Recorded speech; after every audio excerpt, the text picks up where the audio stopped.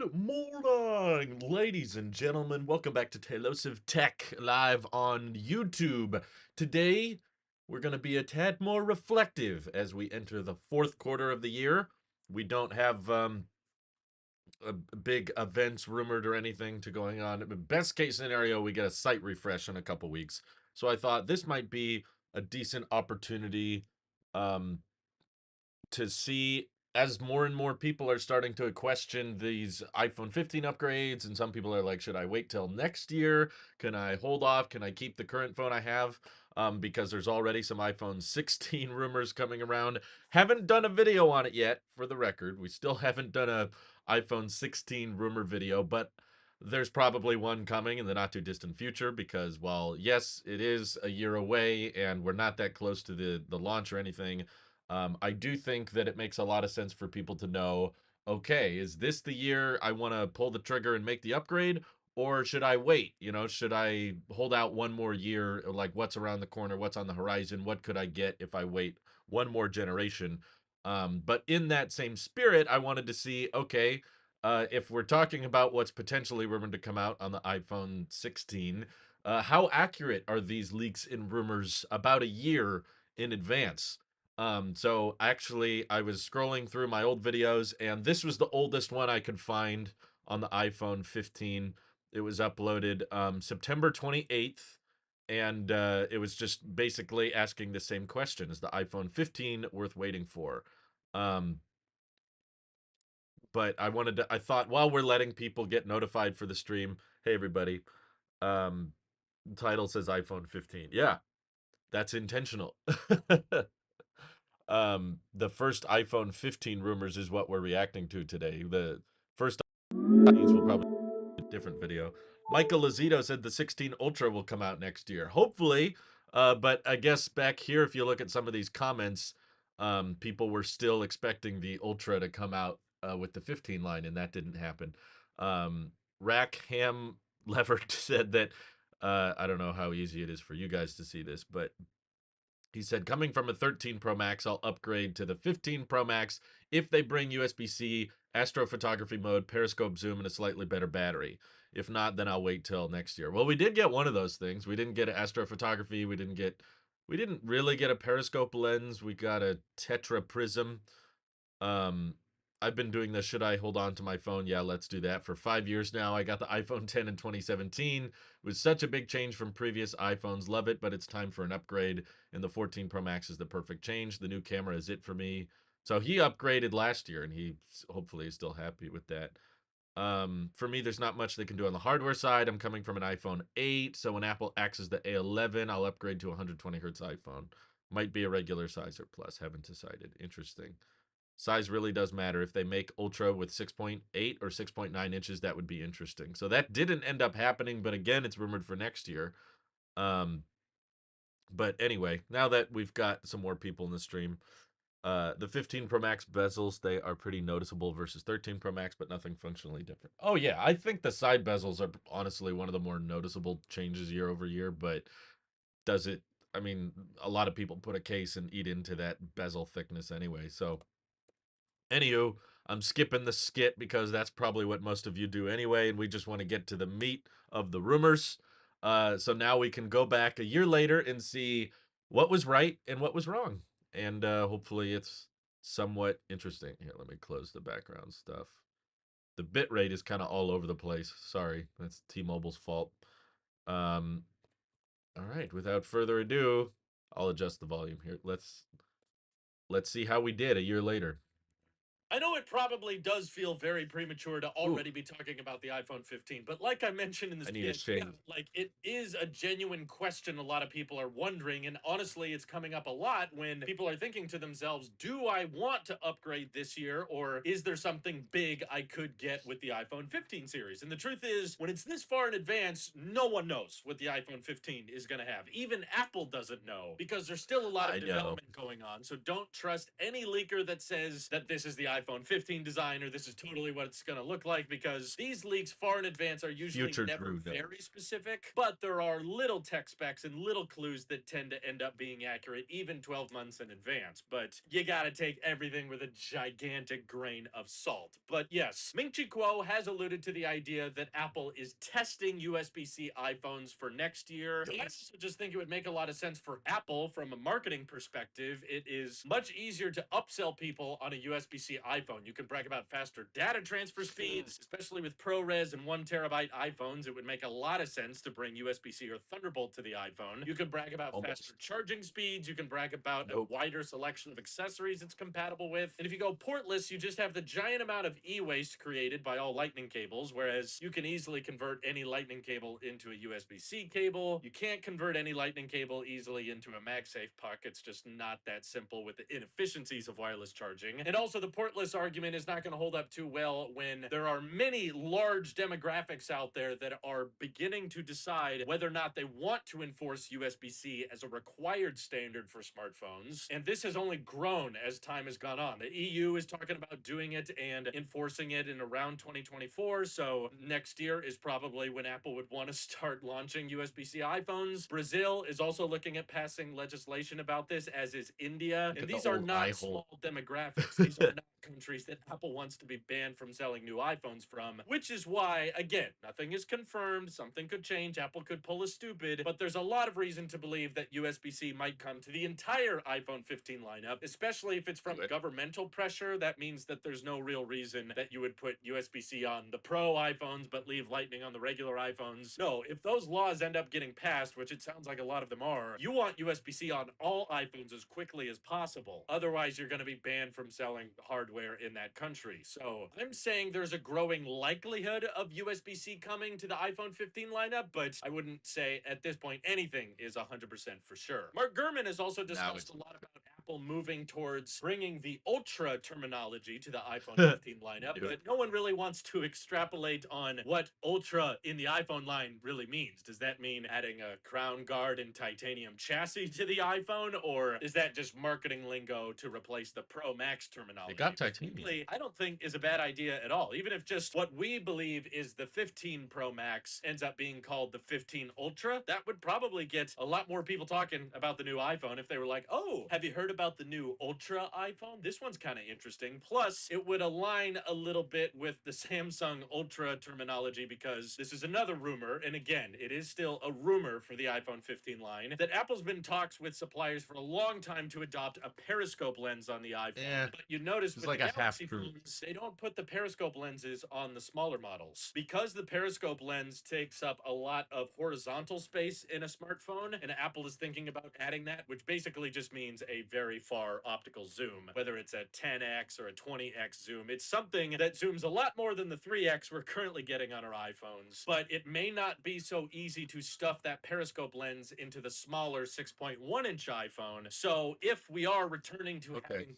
better zoom on the Pro Max, the larger size variants, it might make sense to rebrand around then, because then you can say, you know, iPhone 15 Ultra has the best camera ever in an iPhone, whereas the iPhone 15 Pro is, yeah, it's a good camera, nothing too shabby about it, but you're just not going to get that periscope lens technology in that model, because it's already hard enough for them to stuff the current camera bump in the 6.1-inch model. Once you start pushing a periscope lens in that, yeah, no, MagSafe is just going to fall apart, or your battery's going to take a big hit. But one thing that I feel very confident about, because it just sounds so much like Apple and it's from a very trustworthy source, Ross Young, is that Apple wants to bring the dynamic island to all iPhone 15s, even the non-pros. Good job, Ross Young. It's the headlining feature of the 14 Pros, but next year is going to be another incremental upgrade, another refinement on the lineup, and it's a very easy thing for them to just bring the dynamic island down, which does mean we can say the iPhone 15 lineup will probably not have any notches or static peninsulas, as much as you guys love me to call them that. But unfortunately, Ross Young still thinks that the regular iPhone 15 and 15 Plus will be rocking 60 hertz displays, not 90 hertz, not 120 hertz. That was also correct. Because I do love good job, Ross. Battery refresh rate, but I do think Apple's probably in the right that the everyday consumer that those phones are catered towards just either doesn't notice or doesn't care about that kind of refresh rate. A lot of us techies go gaga for that stuff, and Apple knows it, so that's why they put it on the more expensive options. And I know it drives all of you Android fanboys nuts knowing that there's $400 Androids with 120 hertz, but there's probably going to be a $900 iPhone in 2023 that still has 60 hertz. I know it kills you inside, but what should kill you inside more is the fact that that iPhone that you hate is going to outsell every single $400 Android that has 120 hertz. That is true. That just says a lot about how much software matters than the hardware. But Dynamic Island is a pretty flashy new feature that grabs a lot of attention by the mainstream. So bringing that to the cheaper iPhone seems like a no-brainer to make the new iPhone lineup look fresh and unique. And I imagine in this particular case, because Apple wants the flagship A series of chips to remain in the higher-end iPhones, the iPhone 15 Pro and iPhone 15 Ultra, whatever they call it, is probably going to get the A17 chip, whereas the regular iPhone 15 and 15 Pro Plus will get the A16 chip. So now that we've had this awkward middle year where two generations of iPhone pretty accurate. have the A15 chip, it should feel a lot easier moving forward to know that each iPhone will be getting technically a newer A series of chip. It's just that the Pro or Ultra iPhones will get the newer chip.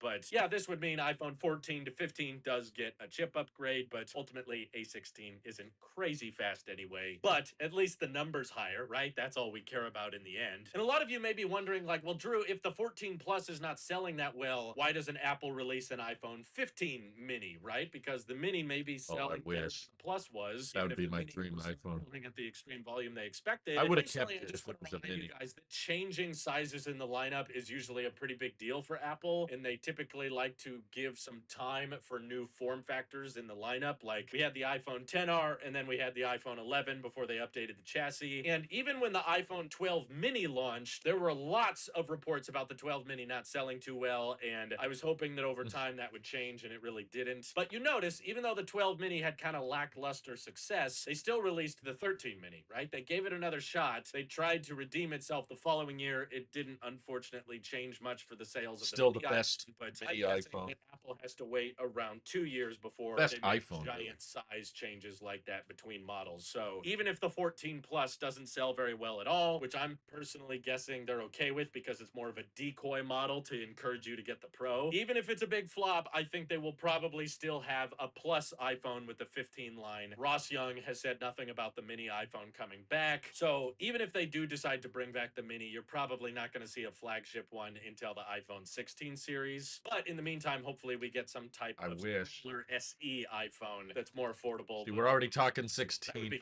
a year ago.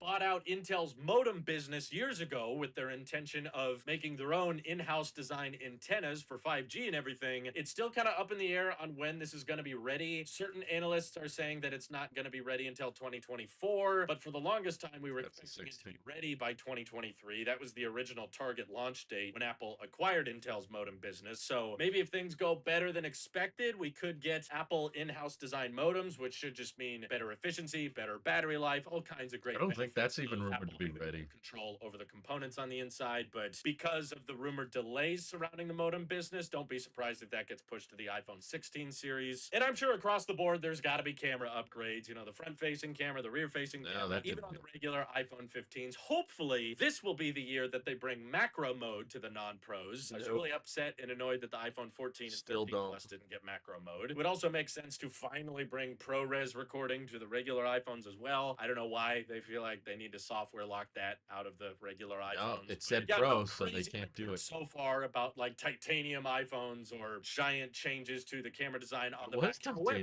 if that periscope lens rumor does end up happening, you better imagine that that's around the time Apple would have to redesign the camera bump on the back, because periscope lens takes up a lot of space. They don't have to redesign it for Tetra Prism. Current stovetop 3 camera design, and they may have to tweak it to something else. I would suggest just straight up copying the Pixel 6 and 7 camera bump design, because that eliminates the wobble while allows for a much larger camera bump space. But it's going to be a fun year of leaks and rumors, and I'm excited to dive into everything that people are saying, both the stuff that I don't think is true and the stuff that I do think is true. Every year you get a bit of both, and if anything in this video sounds like a game-changing feature, like yes, I absolutely want to try that on my next iPhone, and you're still pretty happy with your current iPhone, then yeah, it may be worth the wait. But ultimately, a lot of people said similar things about the iPhone 14 14 line when the iPhone 13 series dropped. Oh no, man, the iPhone 14 series is going to be way bigger. That's the big Yeah, redesign. that That's did. when they change everything, right? And then it comes out and it's like, yeah, oh, it's not that different ultimately. But Apple has had the stovetop design since 2019. It would feel kind of appropriate for them to finally change it a little bit with the 2023 iPhone. Usually camera bump designs don't last that long in the iPhone lineup, but I don't think you should expect any drastic They've, changes to the they've lasted a chassis because while, to be Apple honest. had a very rounded, curved off chassis with the iPhone 6 in 2014, and they didn't change that until 2020 with the iPhone 12. So 6 years of that rounded chassis approach, and I think we'll probably get at least another 5 to 6 years of the squared off edge design. So I don't think you'll get any We kind of giant, got a super hybrid noticeable this year, didn't redesigns next year, but that's ultimately just the norm with smartphone upgrades now. But what are you guys most looking forward to? What would convince you to upgrade to the iPhone 15? Or some of you already sold on it? Like, I don't care what they do with it. I know I'm buying it. All those addictions, let me know what you got down in the comments below. This is your Alp Sheep here, and I'll see you all in the next video. we? Okay. Well, I would say more of it was accurate than I was anticipating. I I definitely thought I think later on I did more videos where we talked about the rumors that they were going to have a solid state buttons instead of physical clicking buttons. I think it was rumored pretty early that they were going to drop the ringer switch. Um, but yeah, it was not called Ultra. That seemed to be another rumor that was running around. So who knows? Maybe we all think we're getting an Ultra next year and it won't happen. Um, the fully rounded iPhones was the worst years of iPhone. The USB-C part obviously happened. Um, the 16 Ultra will probably be a phone I keep as long as possible, 5 years, hopefully longer. Well, I feel like every generation of iPhone typically lasts longer than the generation before it. We were accurate that the Apple designed modems would not be ready yet, so that ended up being true. Um, I miss the flash cameras. That's been so long now. I think the first generation SE was the last iPhone that didn't have a camera bump. Um, let's see. I guess the A17 Pro was the curveball. Yeah, that mostly ended up being correct. A17 was on the pros, A16 was on the regulars, which was fine. Plenty of performance for what they are. Um, Strecta says, I'm getting annoyed with people in the comments of various videos saying it's worth upgrading from the 14 Pro because of the weight difference. I haven't heard anyone say that, although I have.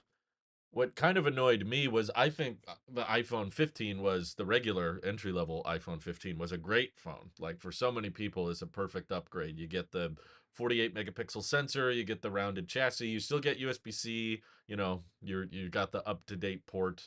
Um, you've got the much brighter display. You get the dynamic island. I thought overall it was just a fantastic upgrade, but there was still a bunch of people saying, no, just get a 14 Pro because then you get 120 hertz. And I was like, okay, first of all, I'd be kind of surprised if you can find a, you know, refurbished or close to new condition iPhone 14 Pro for less money than the iPhone 15. Everyone in the comments kept saying that the 14 Pro is cheaper, and I'm like, I get that it would be cheaper a year later, but is it really already gone down in used pricing is at like 250 $300 cheaper? I don't know if I've seen that. But I was like, I would not want to be dropping, 800 bucks on a lightning iPhone at this point. That that does not sound like a good idea in my opinion. Maybe you'd never use the port and you're just MagSafe all the time anyway. That would be fine, but yeah, the iPhone 15 is lighter as well. And I personally think the aluminum side rails are far less fingerprinty and they feel far better in my opinion than the stainless steel glossy. I never liked the glossy steel. I always wish they would stop doing that. And okay, I was hoping that all right, when we switch to titanium, we won't get the fingerprinty steel anymore, and we still kind of do on the darker colors. It appears though that the lighter shades of titanium don't collect fingerprints as easily, but I still don't think it's as bad as I mean it's as good as aluminum. Aluminum's lighter and doesn't really collect any fingerprints, honestly. You don't have to you don't have to feel much or you can touch this thing a lot and it doesn't really pick up anything. I don't think it's as prone to scratching either. Um you could buy it Nassim says you could buy a 14 Pro on $700 on back market. I question though, like, the battery health and the used condition. I'm not against buying used iPhones, but I don't know. I feel like $700 is a lot for a used iPhone. I guess the question really comes down to how accurate. It really all comes down to how badly do you want 120 hertz. What are you What are you putting up with? Um, Trey, this is the tech world. Everything's first world problems. If someone's asking what kind of phone they should buy, of course it's a first world problem. It's a tech channel. We're not talking about where to get clean drinking water. Mm. My natural titanium doesn't really show fingerprints that much. Definitely the color to go with since they use PVD for the colored materials and scratches look awful. I've heard good things about natural titanium and white titanium in terms of how they've aged, but I don't personally see the problem with, okay, if you're going to have all these problems switching to titanium or steel, why switch? Aluminum is more recyclable, it's cheaper, it's lighter, it's not as fingerprinty. So in my opinion, it's like, okay, why are we charging more for the higher end phones if they're going to have more downsides to the durability? Um what are you talking about today and how are you doing? I'm doing well, thanks for asking. We're just commentating on, I guess, the older iPhone 15 rumors that I did a video on about a year ago. And I just want, for the record, to show that there were a lot of people still doubtful back then on whether or not USB-C would actually happen. Um, let's think bigger. What if the iPhone Ultra somehow uniquely works with their AR headset, given its potential high price? The strategy would make sense. Don't really think that's going to happen. I'm pretty sure Apple Vision Pro is too power hungry to justify um, powering the. I think Apple Vision Pro is probably going to be pulling somewhere between 30 and maybe 50 watts. I don't think it's a very efficient device, and the iPhone is definitely nowhere close enough to power. Even a MacBook doesn't have the power output capability from its USB-C ports. Like my M1 Max MacBook Pro basically can handle like I think 18 or maybe 20 watts output from the USB-C ports. The iPhone is only doing like 4.5 watts, even on the 15 Pro Max. So, if you wanted an iPhone to start powering the Apple headset, you would need to drastically change the power output capabilities.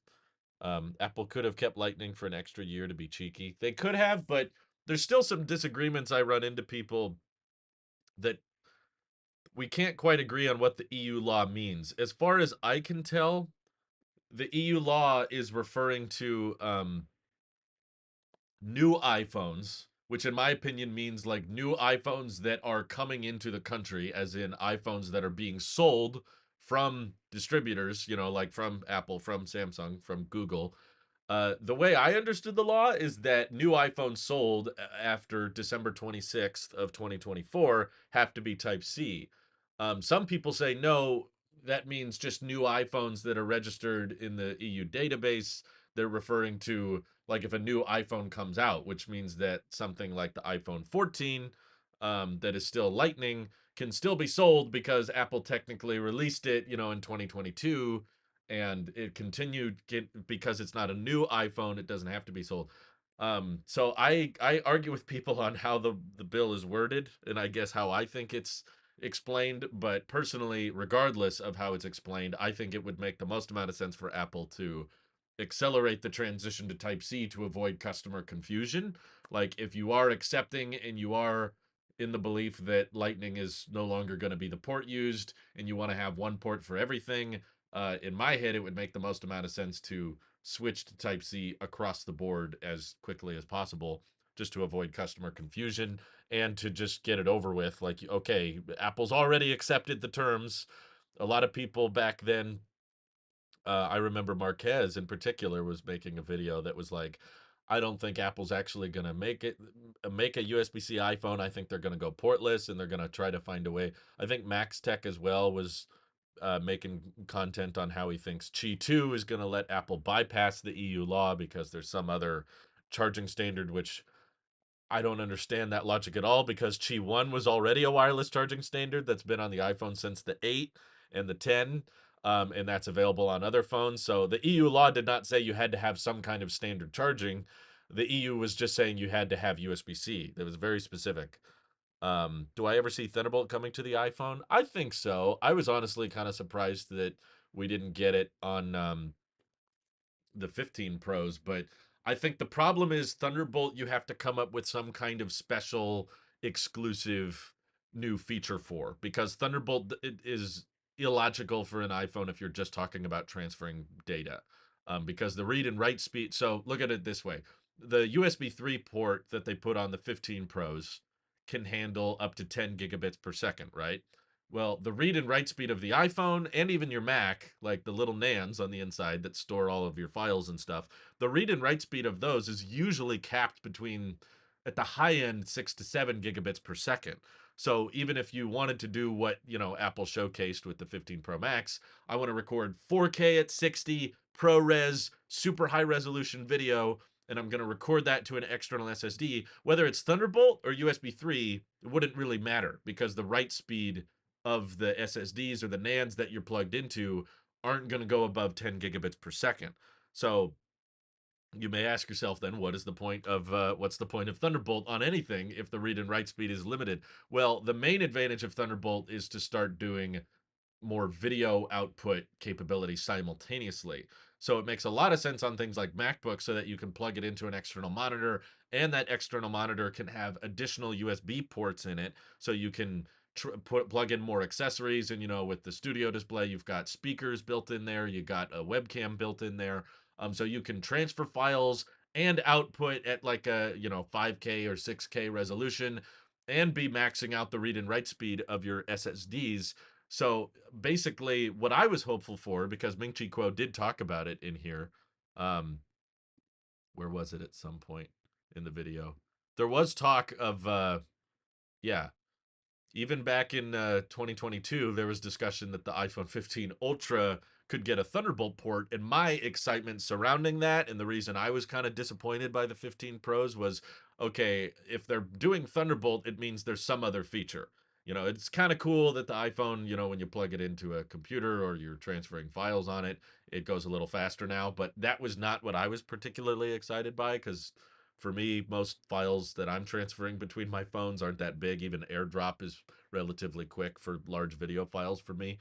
So I was more excited about the concept of, okay, if they're putting Thunderbolt on the iPhone, that means there's some other big feature like an Apple Dex, or maybe the iPhone can even boot up into Mac OS and power a external monitor, and the iPhone becomes your little tiny pocketable Mac. Or if not Mac OS, maybe just Stage Manager, like on the iPad when you dock the iPhone with an external monitor. Now you can have bigger applications and keyboard and mouse. That fundamental rethinking of what the iPhone could be, like giving the iPhone bigger and bigger, better use cases. I like that idea, and there's still a chance of that happening. That Apple switched to Type C on the 2018 iPads, but they didn't switch to Thunderbolt until the 2021 iPad. So it took a few generations before they found a use case to where, okay, I think Thunderbolt on the iPad could be utilized in some way, shape, or form.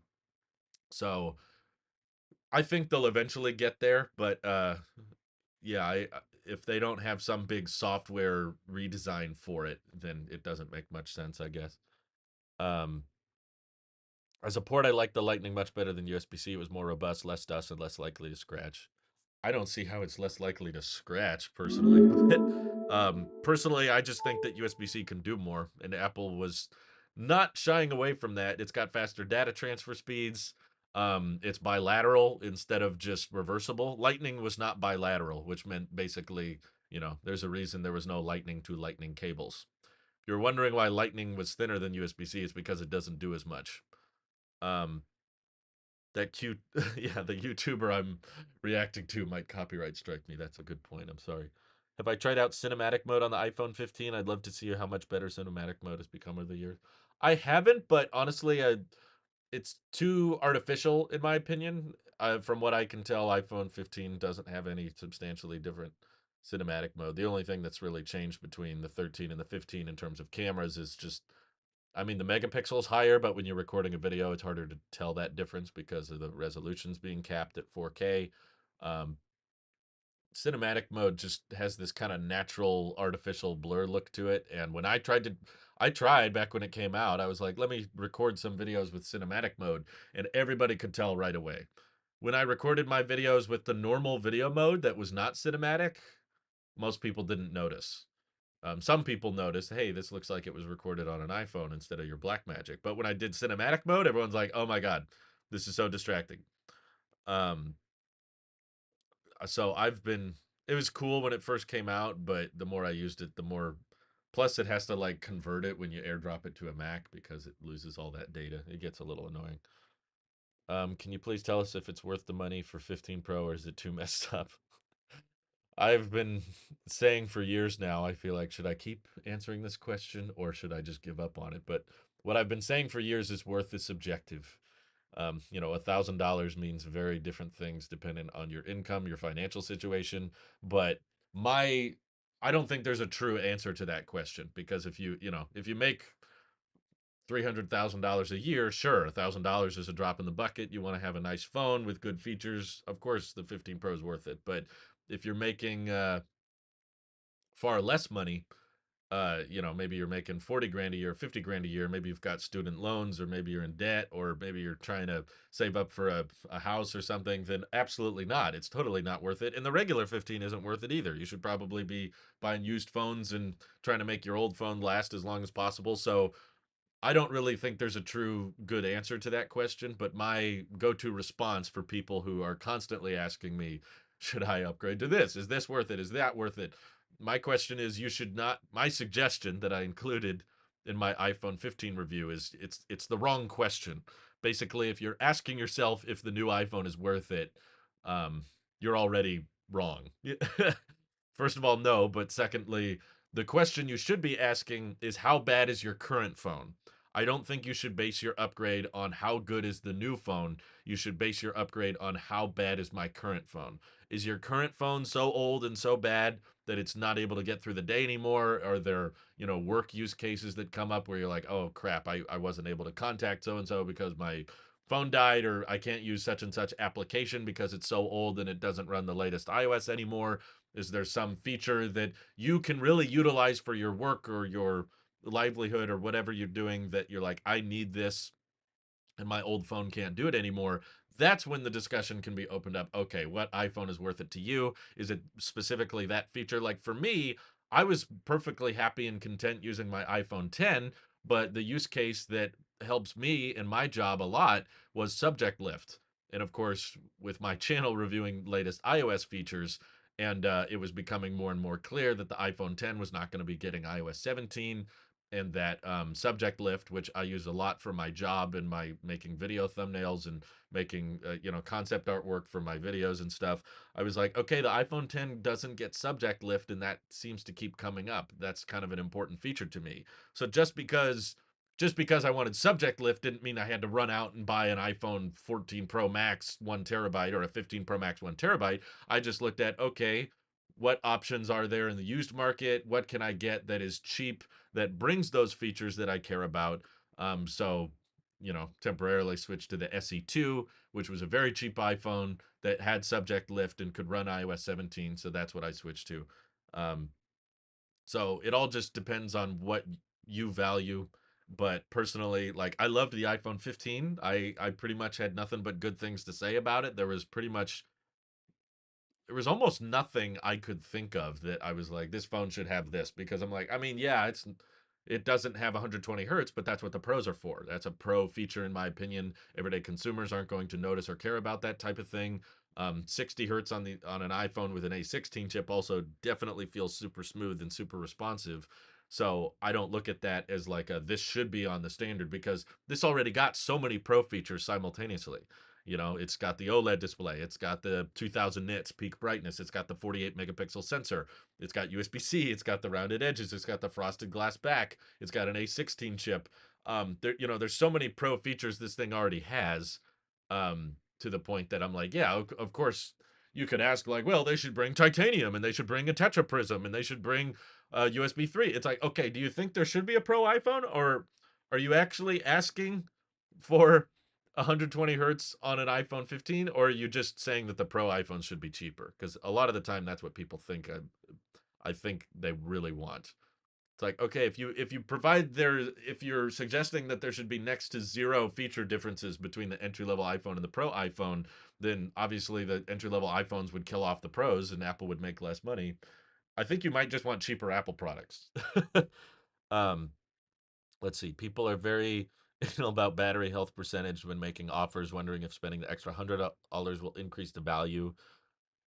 Probably depends on the phone. I mean, I guess I understand why people are more skeptical of that, but my guess is no.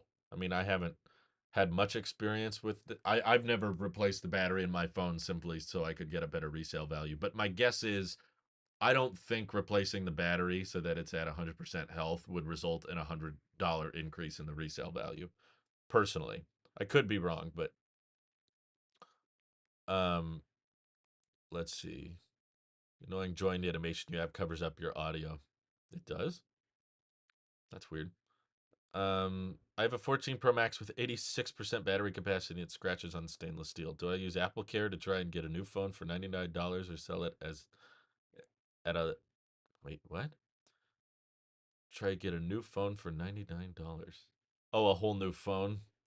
Yeah, that I wouldn't do that. So you just break it or something? 3x zoom on the Pro is better though, so I can't wait till I get my 15 Pro in a few weeks. Oh, you're getting congrats. Sorry you have to wait so long. I wished Apple improved Lightning to be able to be compete with USB-C, but since they didn't, I'm happy to go all in with Type C. No, I agree. I totally agree with that. Crispy joking tuna. What a brilliant name.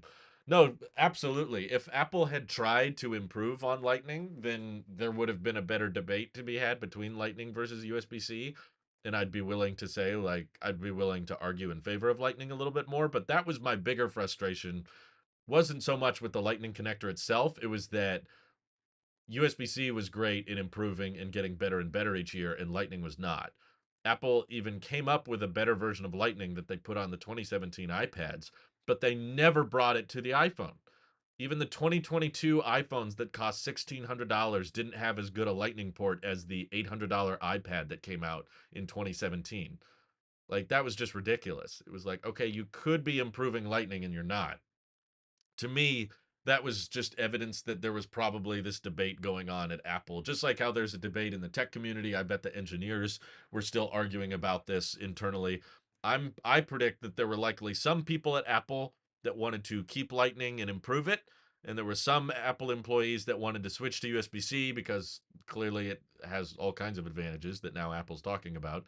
And simultaneously there was some Apple engineers that wanted to go portless because that was, I don't know, the Johnny Ive vision, pursuing that minimalistic approach of, okay, let's get, slimmer, let's get sleeker. But as Apple has changed a lot in recent years, they have started adding back legacy ports. They got rid of the touch bar in replacement of function keys. Originally Apple was a bit more emphasizing, going virtual and minimal and, remove things. And in some ways they still are, I guess, removing the physical SIM tray, but I think that's more carrier involvement than it is actual engineering improvements because they're still shipping iPhones with SIM trays internationally. It's been 2 years now. They still won't remove it on all iPhones, and the iPhones that do have eSIM don't get any advantages.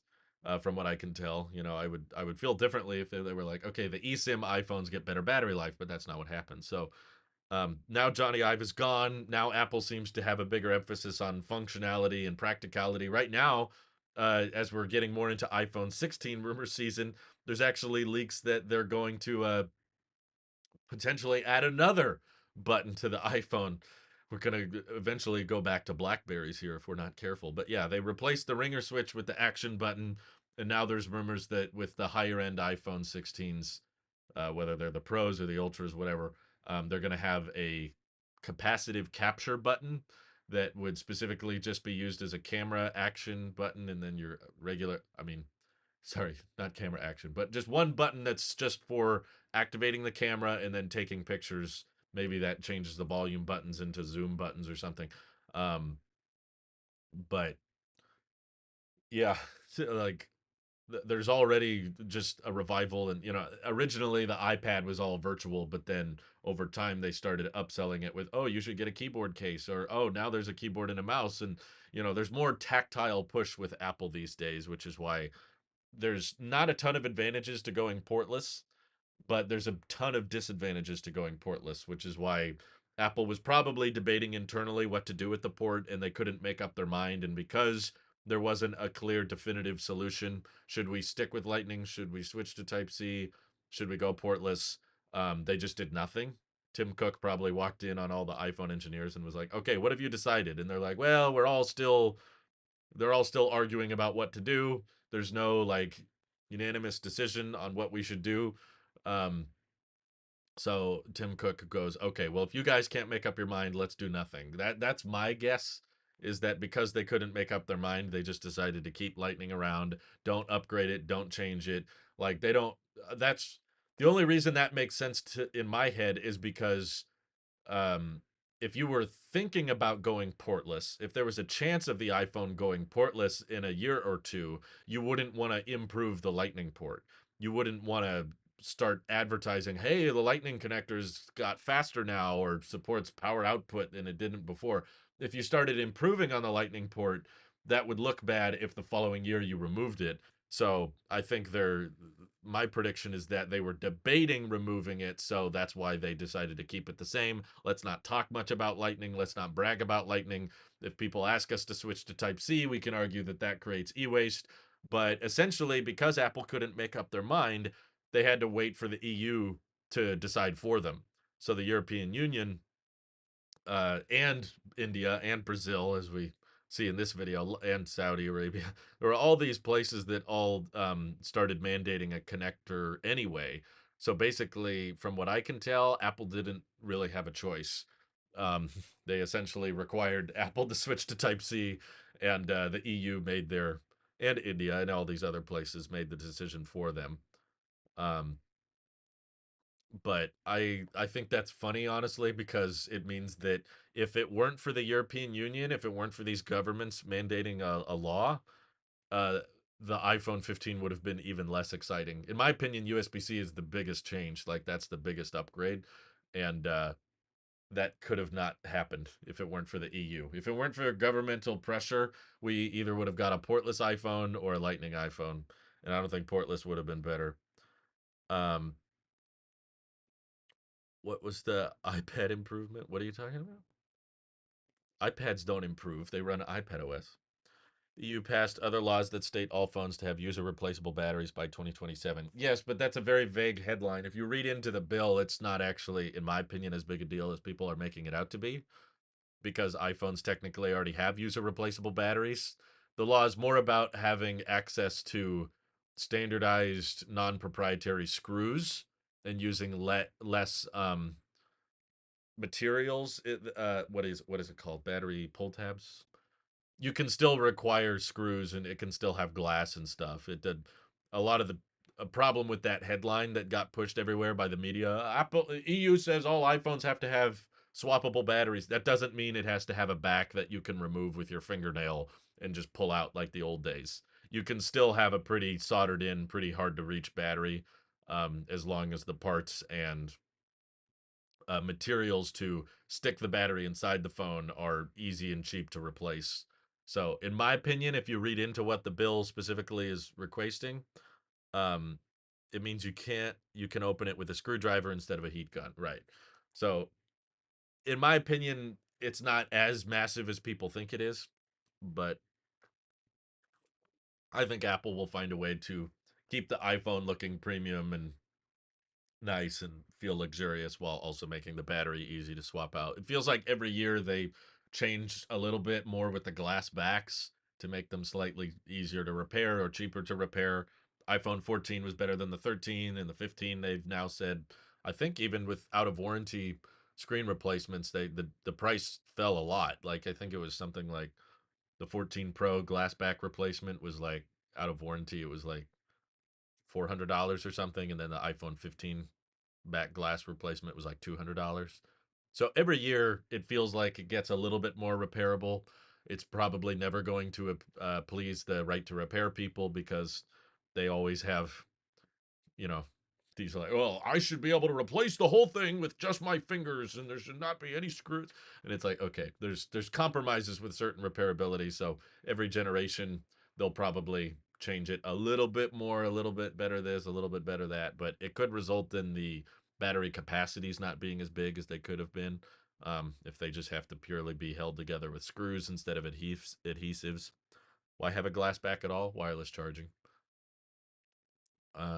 People use that a lot. A lot of people assumed replaceable battery meant hot swappable. It's not nearly that rigid of a law. Exactly.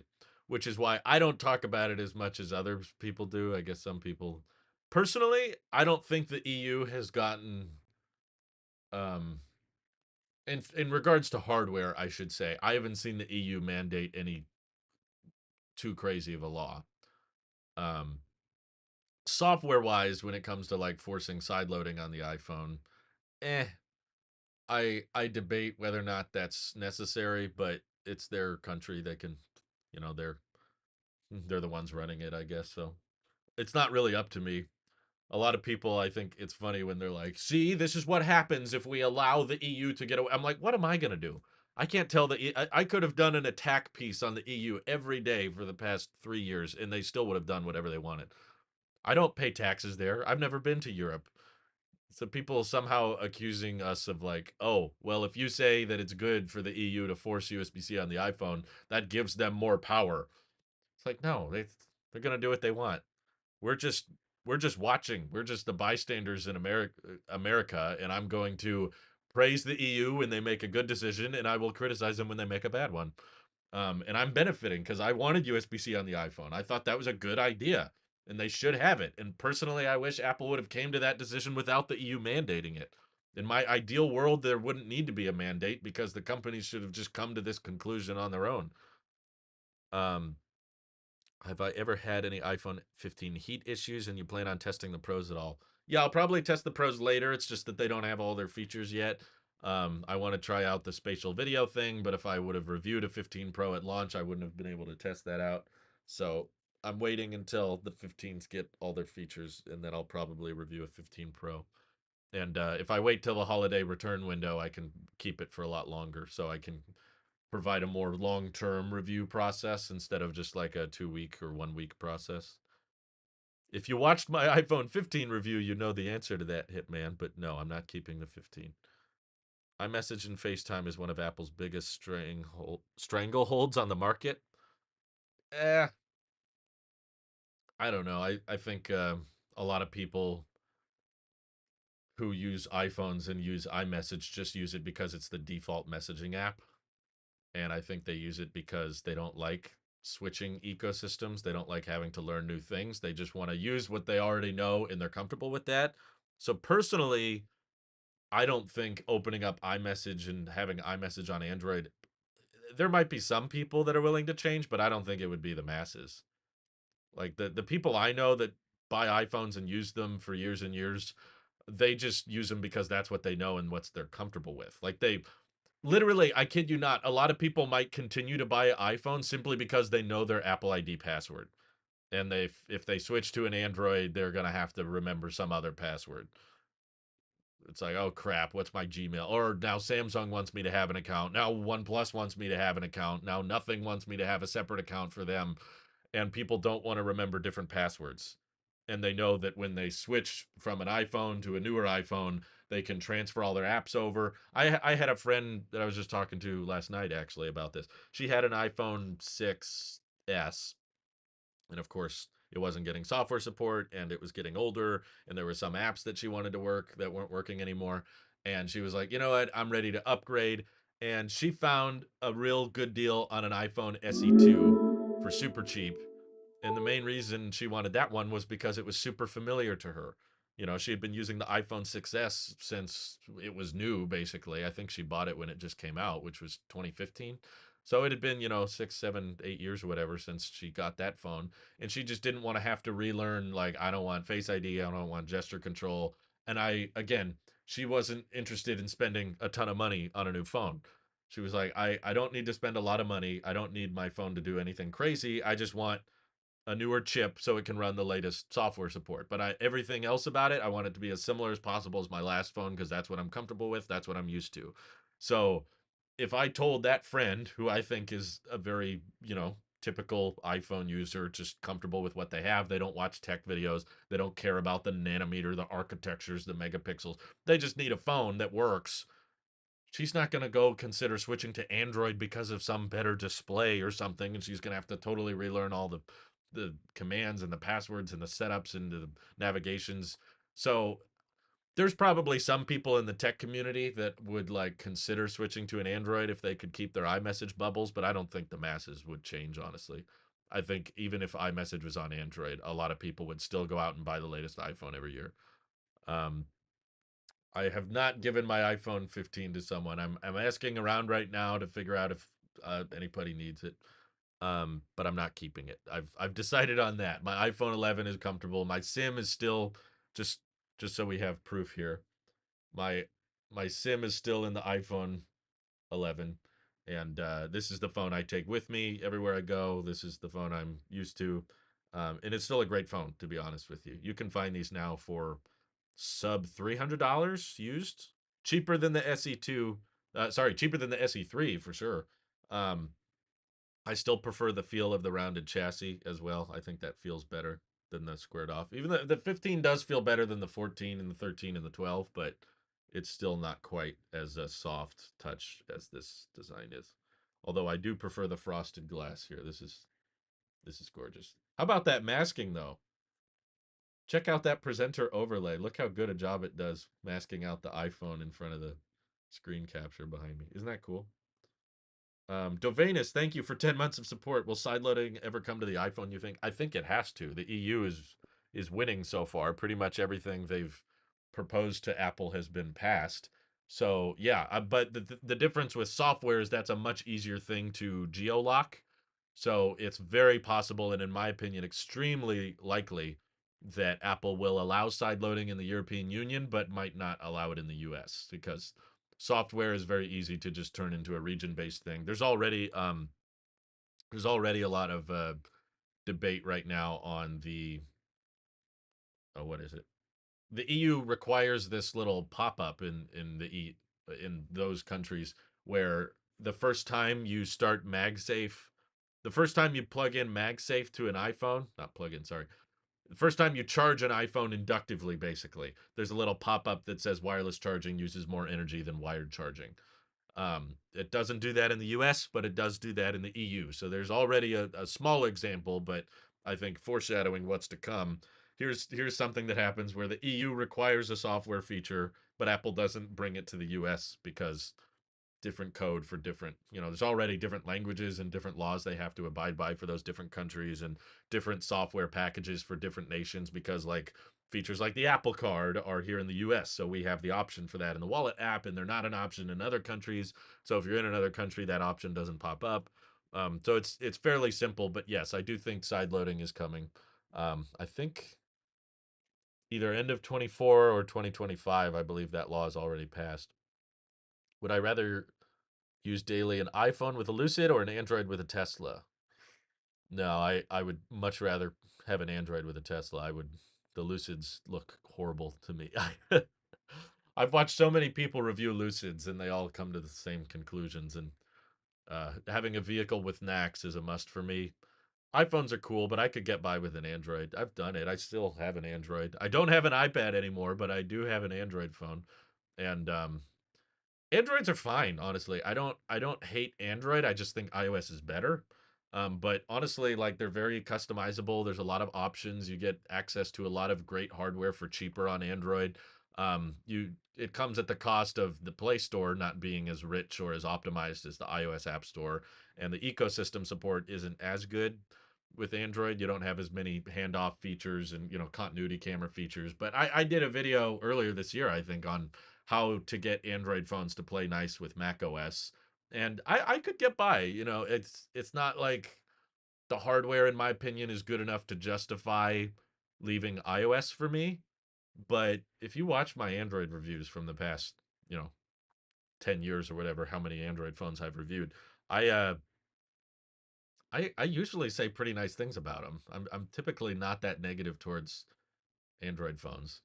I just think iOS is a bit better, but I'm still jealous of the camera bump on the Pixels.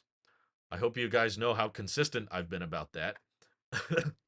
Like, I still want Apple to just copy the Pixel design. But Nitin, hope I'm pronouncing that correctly. Thank you for the super chat. Is 15 Pro Max a good deal? Sounds like y'all aren't listening to me. Because what do you want me to say? All these like yes no questions that don't take into effect any variables? Yes, no. How about that? That's my answer. No, it's not a good deal. It's not a good deal right now. It's a good phone, but it's the most expensive iPhone you can buy. You know, they got rid of the 128 gig option, so now it starts at $1,200. In my opinion, it's the best phone ever made, but is it that different from a few generations ago? If you're a techie person, I guess you might notice the difference, but is it I don't know if deal is the right word for it. In a couple of years, if you're willing to wait a little bit longer, if you buy one secondhand, buy one refurbished, you'll probably find it for under $1,000.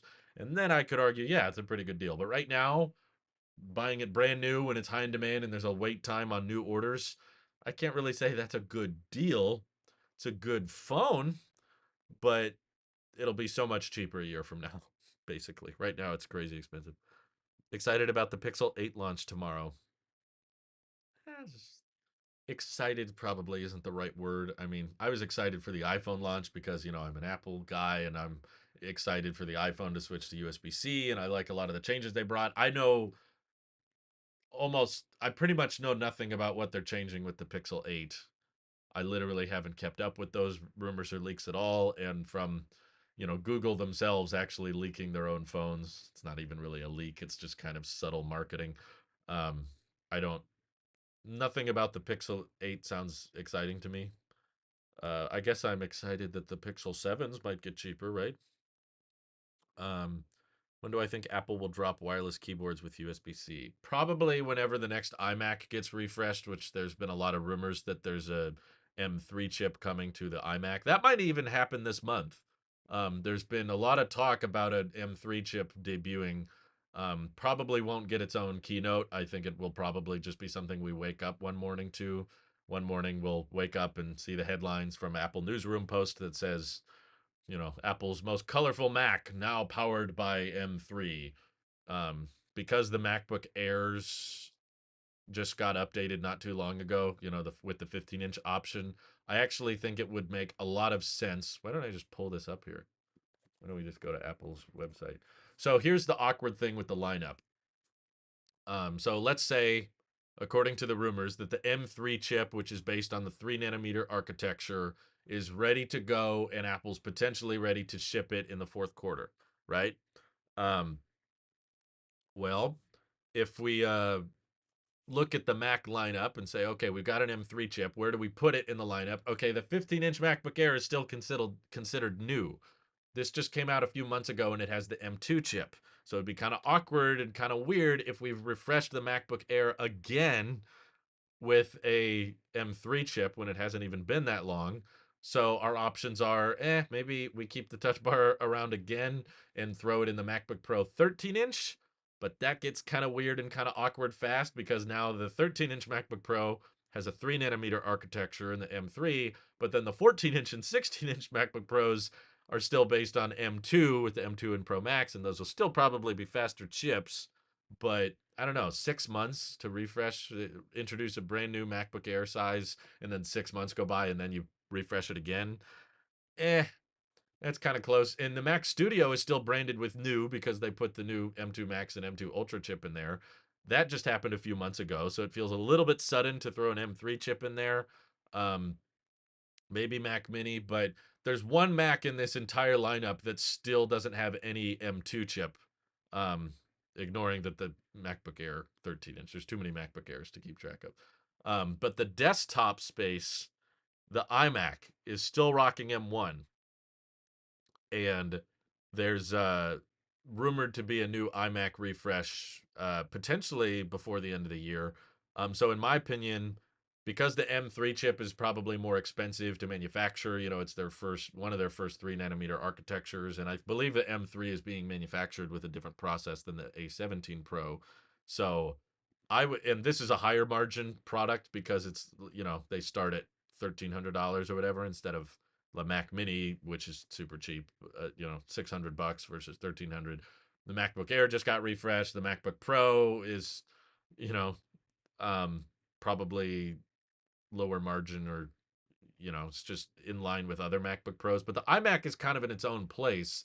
So I feel like it would make a lot of sense to debut the M3 chip in a refreshed iMac, and then in a future, maybe next year, then you can spread the M3 chip to other Macs. But this hasn't been updated in a while. Um, let's see. I kind of forgot that the iMac still exists. Yeah, it feels like Apple forgot too. Is Drew not going to review the 15 Pro? I will when they get all their features, but they haven't got all their features yet. M3 baseline essentially would be the same as an M2 Ultra. I don't think that's true.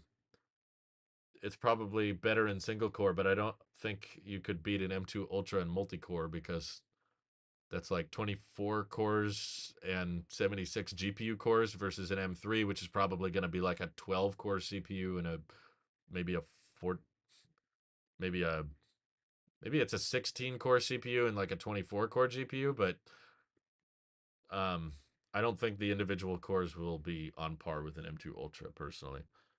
Um, they're at a point where they can just keep adding more and more cores. The Mac Pro already lets you go crazy. Yeah, the Mac Pro, I don't really think anybody should buy personally. It's slightly more modular, but with modular things that most people don't use. Um, according to Ross Young's timeline, the 16 Pros will get an under display Face ID plus hole. I didn't hear that. I thought that was the 17 series. I thought it was the 17 Pros that were going to start going under display. Do you even look at Tesla EV leaks and make leak videos on your EV channel just like this channel? Yeah, we do that all the time. Just go watch them. We talk about leaks all the time. That was just a video I did like less than 24 hours ago. I just posted a huge Cybertruck leaks video. Um, do I think they will release the iMac with M2 chip with a bigger screen? No, I don't think it makes sense to ship the M2 chip anymore. We're so close to the M3. I think they'll just wait till the M3 is ready. But I also don't think they're going to do a bigger screen. I think they'll keep it at one size. Um, the Mac Studio seems like the replacement for it. Apple's thinking it's weird, but there must be enterprise people that are catering to it. It's very niche, in my opinion, which is why I say no one should buy it, because if you're the kind of person that knows exactly what you need, then you don't need my opinion. So if you're on the fence and you don't know what you need in your Mac, then you don't need it. Then, like, if you're unsure if the Mac Pro is worth it, then it's not worth it. You have to be absolutely positively sure it's worth it for you to justify it. I noticed the iPhone 15 colors this year are similar to the color of the iMac's chin. I wonder where Apple got their inspiration. I think they got their inspiration from the fact that they could save money by using less paint. So it's probably cheaper to do lighter tones, I'm guessing. But yeah, the colors are very faded. I don't mind the blue one though. It's kind of clean looking. I like the black one too. I was sick of all those midnight space grays. It's nice to just have a black phone again. You know what? It's the first year of the pastel colors that I don't hate, honestly. Um, maybe M1 Pro level. Yeah, I could see that. I could see some. It depends on the use cases. It's not like there's some baseline definition of performance. There's like the M2 chip was in some ways just a little bit better than the M1, but the addition of the video encoders made it substantially faster at exporting than the M1. So it depends on what you're doing. Just because it's super fast at video exporting doesn't mean that it's going to compile, code twice as fast or something, even if it might export videos twice as fast. If you're thinking of a Mac Pro, you should probably get a Lenovo ThinkStation. Well, that's going to run Windows. It's a whole different argument. Um, just as easy to transport it if you need to. And yes, I used to carry my iMac around traveling in my car using the original iMac box. Oh, the bigger iMac doesn't make sense anymore after the Mac Studio. I feel like there's just less people buying iMacs in general these days. I feel like MacBooks have gotten so good. Like I used to use an iMac because I wanted the extra performance for the price that it offered, but now the MacBook Pros have gotten so good I can't justify it. I'm like, well, I can have faster performance and I can take it with me and have great battery life and not have a compromised experience when I'm unplugged. And if you want a desktop, you can just buy a monitor and turn your MacBook into a desktop, but you can't really easily turn a desktop into a laptop. Regular 15 colors are crap. You could hardly see them. Yeah, it's identical to white. That's what I like it because I wanted a white iPhone. So I don't like the name for this color, but I like the color. I wanted a white regular iPhone, and this is basically it. It's weird that they call it blue, but if you just pretend that this is a white iPhone, it's great. It's just got a cooler color temperature to it. Um, let's see, you can run Linux on them, and command line stuff is basically the same as Mac OS. Well, it depends on the use case for a lot of people. Saw someone found an image that looked like a dynamic island on Mac in the latest macOS beta code. Do you think the upcoming iMac will have dynamic island? I hope not. I don't think it's a good idea, personally. Where was that? Mac rumors? Mac. Sorry, I'm not usually using Chrome. I didn't see that. Fourth beta release. How real is it if Mac rumors didn't report on it? Reachability, a black background on iPhones with dynamic island. Oh, though that makes a lot of sense. Mac trade-in changes may indicate new model to launch. That makes sense. Actually, the more I think about it, the more I could foresee maybe they add an M3 chip to the MacBook Pro because I think they put an M2 in the 13-inch before these got the M2 Pro and M2 Max. So maybe they put it in the new iMac and they put it in the MacBook Pro, but they don't put it in the Air yet because the Air already is selling pretty well and it just got updated. Um, let's see. Worth it. I bought the new MacBook Pro, but I do want to replace my iMac with a Mac Studio. I need multiple large displays for work. I would argue just get an external monitor for your MacBook. It's very easy to convert a MacBook into a desktop. Um, yeah, adding 120 hertz to a 5K display is not just, it's not that hard to do at the manufacturing level. The bigger problem is how you connect to it because most Thunderbolt ports don't sustain 5K at 120 hertz. So you would need some kind of newer version of Thunderbolt, or you would have to base it off of HDMI 2.1, which means you're going to have one cable for HDMI and one cable for power, which Apple typically doesn't like doing. Would I recommend the 15 Plus for more battery? No. I think battery life's overrated. Um, I think it's very usually there's easy ways to find those edge cases where it's like, okay, if you're running out of battery on the daily, then I guess maybe a 15 plus is going to be better. But um, I mean, charger. It's very cheap to just get chargers in the car, chargers at your desk, or just get a battery bank on those days where the phone doesn't last you all day. But my iPhone 15 was easily lasting me all day, and I capped it at 80%. I wasn't even using the full battery. Um, Thunderbolt 5 probably won't come until M4 series. Right. And then you have to buy a whole new laptop. Make sure you get a Thunderbolt. I mean, I don't think you need. Do you need Thunderbolt 5? Yeah, I think you do. To do power and 5K or 6K at 120 hertz. Um, I hate that Apple took away target display mode. I understand why because of the limitation of the ports, but annoying. Yeah, I wish there was another way you could. I wish you could tap in and maybe just lock it at 1440p or something. But yeah, battery life is never overrated. I just think people uh are setting themselves up for like there's a bigger problem. If one phone doesn't last, if a new iPhone 15 doesn't last you all day and the 15 Plus does, well, in a year after it's degraded, it's not going to last anyway and then you're going to be in the same position. So, you spend more money on a more expensive phone and then over time it doesn't hold up anyway. So in my opinion, you're better off activating that 80% charge limit to preserve the battery health for one. But if you're going through everyday life and you're killing the phone every day, maybe you're using the phone too much, maybe you have some smartphone addiction to deal with, or you just need more ready access to chargers. But I still know people that will buy 15 Pro Maxes and Pluses and still kill them in a day. Um, if you have a problem with the battery of the regular iPhones, then you probably need to reevaluate how you use your iPhone. That's what I think. I just think buying a more expensive iPhone with a longer battery life is a short-term solution. Because within a year, if you're using your phone that much, like you charge it to full every day and you kill it at the end of the day, you're going to be a lot harder on your battery, which means you're going to degrade it quickly and end up in the situation that 14 Pro users are in, which means after a year goes by, your battery's going to be 90% or your battery health is going to be 90% or lower, and then you're going to have the same battery life that you would have had with the lower model anyway. Um, I'll just read it. I just read an article. Side loading could come into 2024. I'm really happy. It seems they've been pushing a lot.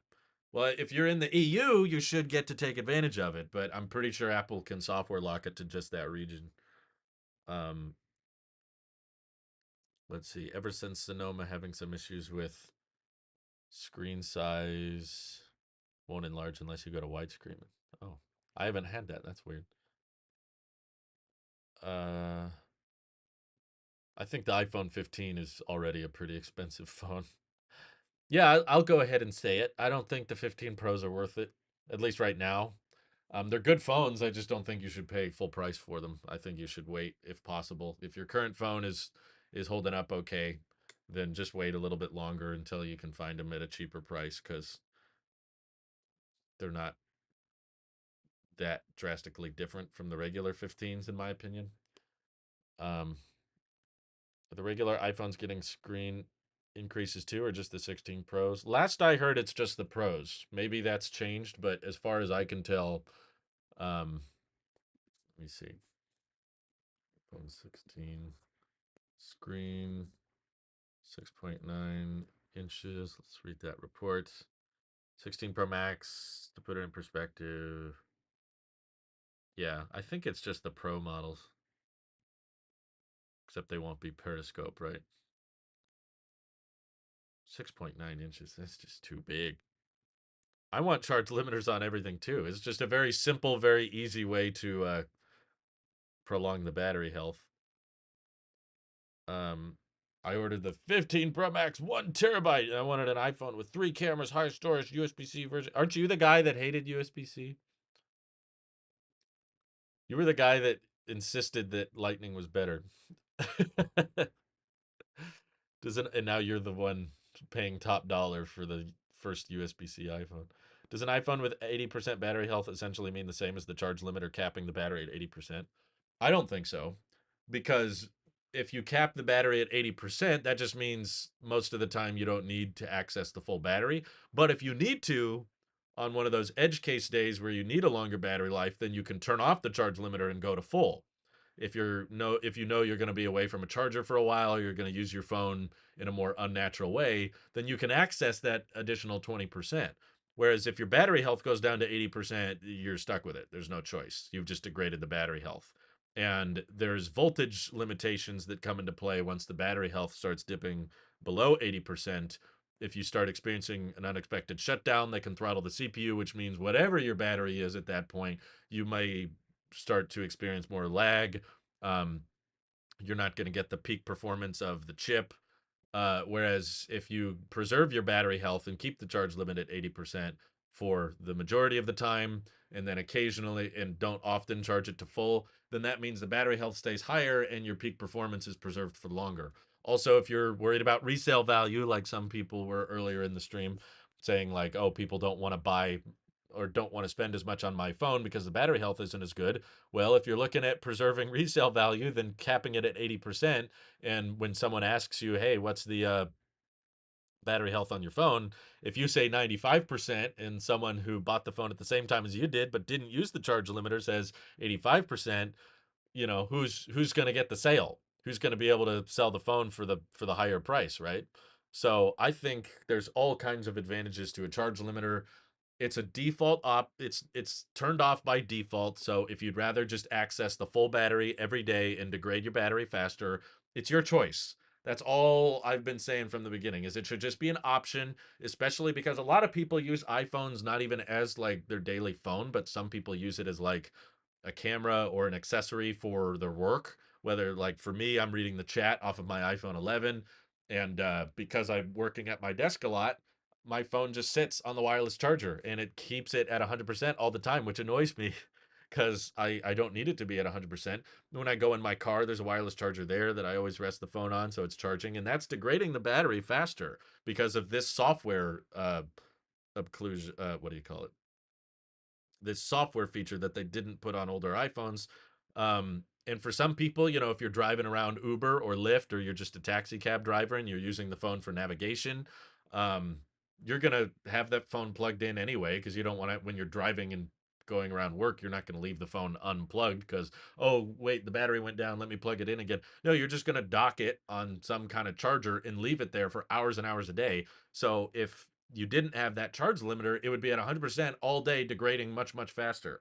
So, in my opinion, it's a great idea. If you don't like it, don't use it. But there's a lot of people out there that really, really wanted it, including myself.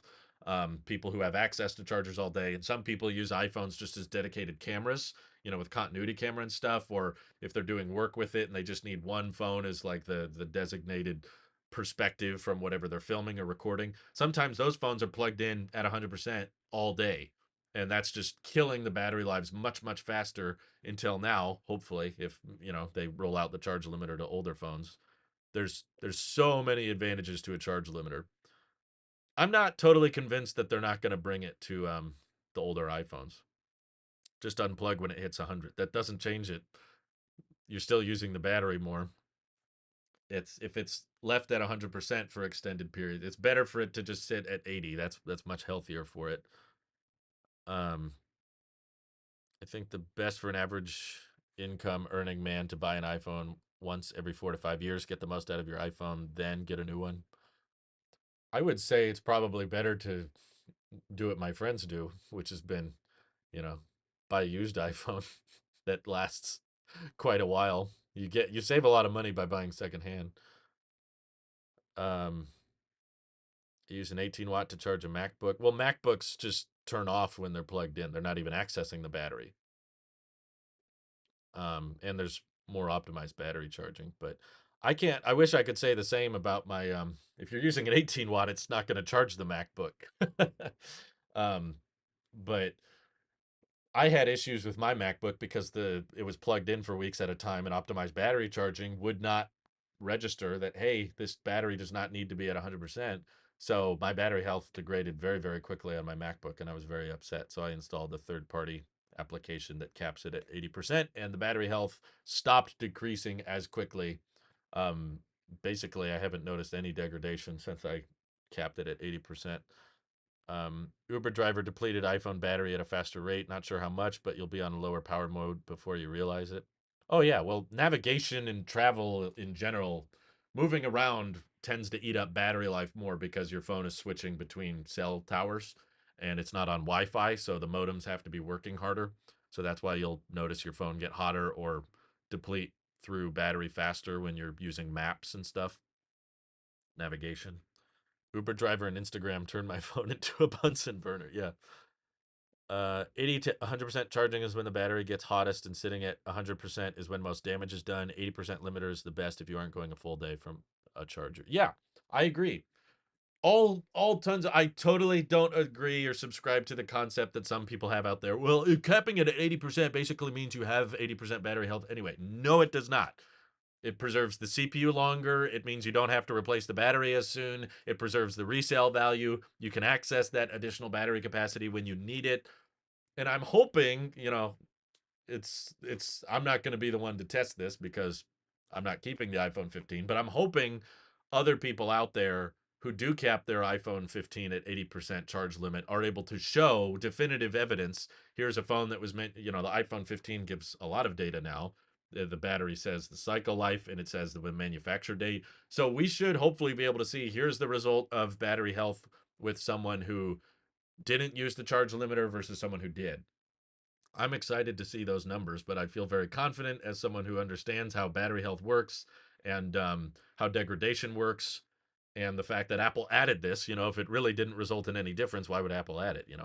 So I'm thankful that they finally added it. I'm just questioning why they didn't add it to the older iPhones. I think there's a very likely scenario where in a future software update they add it to the older iPhones. It's happened before where Apple will introduce a new feature that's clearly just a software thing that they only put on the new iPhones, and then a few months go by and they add it to all the other iPhones. I don't know why it's taken that long, but um I want to disconnect the charging button. Yeah, I'm not even sure if the iPhones are capable of doing that. I know the MacBooks can. So the MacBook, like right now, my MacBook is plugged in, and if you click on the battery icon, it says power source, power adapter, which means that the battery is not even being touched. The battery's not being used. It's pulling all of its necessary power straight from the wall. And I'm not sure if the iPhones have that same capability. They don't tell us much about them. There's no way to check that. There's not like a system information tab in the iPhone. I'm not entirely sure if it's possible to do with inductive charging, which is why I'm not too keen on it, because I'm a pretty heavy wireless charger user in my car and on my desk. So even if it did find a way to just pull power from the wall, but it needed to be plugged in via USB-C, it probably wouldn't matter too much to me. But um, they added a battery limiter to the, yes, only to the 15. um like 24 megapixels on the 14 Pros, like that. Or there's more software like changing the camera resolution and frame rate from the camera app. That was only on the iPhone 11s, even though it was a software feature, and then we had to wait until dub dub the following year, and then they added that to older iPhones. Someone was trying to argue with me on that. I remember they're like, well, maybe you need the A13 chip to actually be able to switch between resolutions and frame. I was like, shut up, you don't know what you're talking about. It's a line of code that says change resolution. It's not that hard. Um, oh, that's funny. Battery usage by app. See, I haven't returned it yet. I haven't gotten rid of it yet, but the iPhone 15, I recorded 2 videos yesterday purely just on this, both the tech and EV videos. Um, so now in the battery usage, it says USB-C accessories, which is kind of cool. I've never seen that before, but it's refreshing to see that on the phone. But yeah, if you go into battery health and charging, there is a tab called charging optimization. You tap on that, and then there's either optimized battery charging 80%. Oh, sorry, it's mirrored. That makes it hard to read, doesn't it? I guess we're done with presenter overlay. I have to do this big roundabout thing to get the webcam working. There we go. Sorry. So if you go into battery settings, there's USB-C accessories, and then you go to battery health and charging, tap on that. Still at 100%. Congrats. And then the day I unboxed this phone has actually never hit 100%, as far as I'm aware. The day I unboxed it, I turned on in the charge optimization setting. You can choose between either optimized battery charging or 80% limit, which I selected immediately. And yeah, it works. Some people say even if you keep it at 80% limit, it will still occasionally charge to full. Um, I think there's even a little pop up about that, just to preserve, just so the phone understands how the battery's doing. I don't think mine's done that yet, but um, this says your iPhone will only charge to about 80%, and then if you tap learn more, I think yeah, they give you a big paragraph. Optimized battery charging. Let's see, when you choose 80% limit, your iPhone will charge up to about 80% and then stop charging. If the battery charge level gets down to 75%, charging will resume. Oh, yeah, here it goes. The little fine print says when 80% limit is enabled, your iPhone will occasionally charge to 100% to maintain accurate battery state of charges. So you get a little bit of inaccuracy, I guess. So when you charge to full, it flips a little switch in the code that says battery full.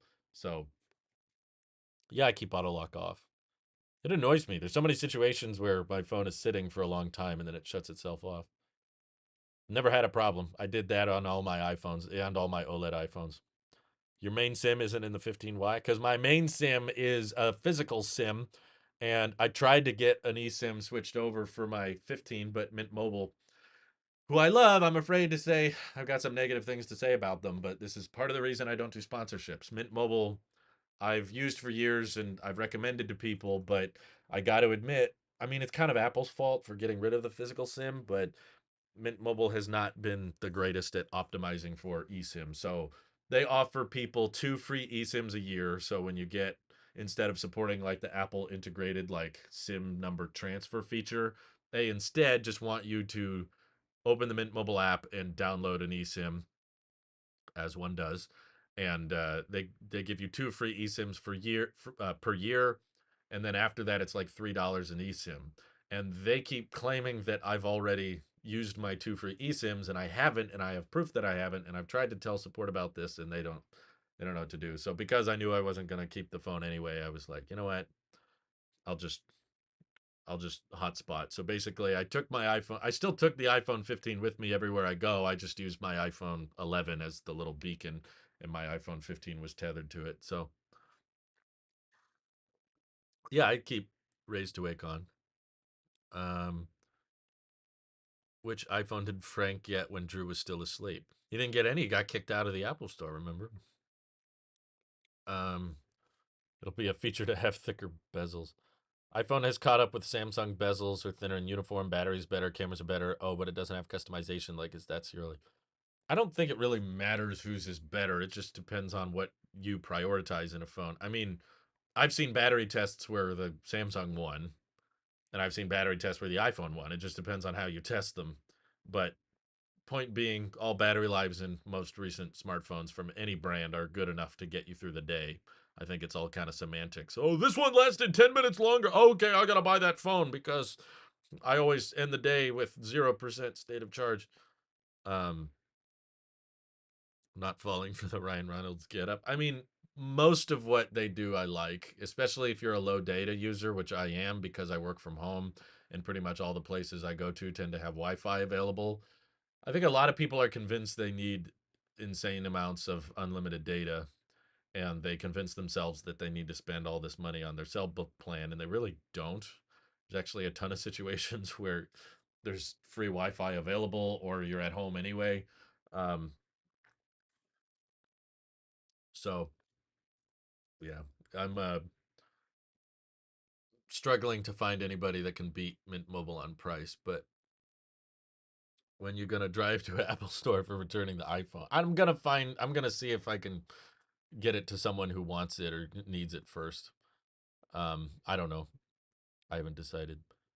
The biggest problem with Samsung is that everything is duplicated with Samsung and Google services. Yeah, that did annoy me every time I reviewed Samsung phones. I had all these duplicate accounts to worry about.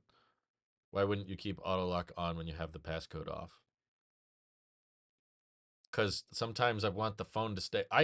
To me, doing this click is not that big a deal. I'm not the kind of person that when I'm done using my phone, I just leave the screen on and then leave it there. If I'm done using the phone, I'll press the button on the side. That's it. But if I'm not done using the phone, I want it to stay on. So it stays on. There's been way too many situations where, I don't know if it's because I'm airdropping things or because I'm working on things or downloading things, but with my line of work, there's a lot of times where I need the phone to stay on so that I can see it or because it's doing something. And that auto lock annoyed me all the time. So I immediately turn that off anytime I set up my phone. I've always done that. I've done that since the iPhone 5. I can't tell you how many elderly people I find with 95% battery health requesting a new battery because 50% of their battery usage is the home screen. Well, I don't leave it on the home screen all the time, but I do leave it on a lot. Just ditch Mint and go with T-Mobile. Oh yeah, just spend twice as much money because I don't want to pay a $3 fee. That makes sense. T-Mobile is not as trust me, as a T-Mobile customer, I do not want to switch to T-Mobile. I have to use T-Mobile home internet because that's the fastest upload speed I could get in my area. T-Mobile home internet is faster than Comcast upload. It's faster than Starlink upload. So I'm already a T-Mobile customer with their home internet, and I hated that. managing the account services, the phone numbers, the billing, everything T-Mobile account management wise sucks. Mostly everything I've done with Mint Mobile has been fine. It's just this eSIM thing that I think they need to get with the program. But no, it's funny to me whenever I complain about Mint, people are like, "Dude, just switch to something else that's 3 times the price." It's like, "Oh yeah."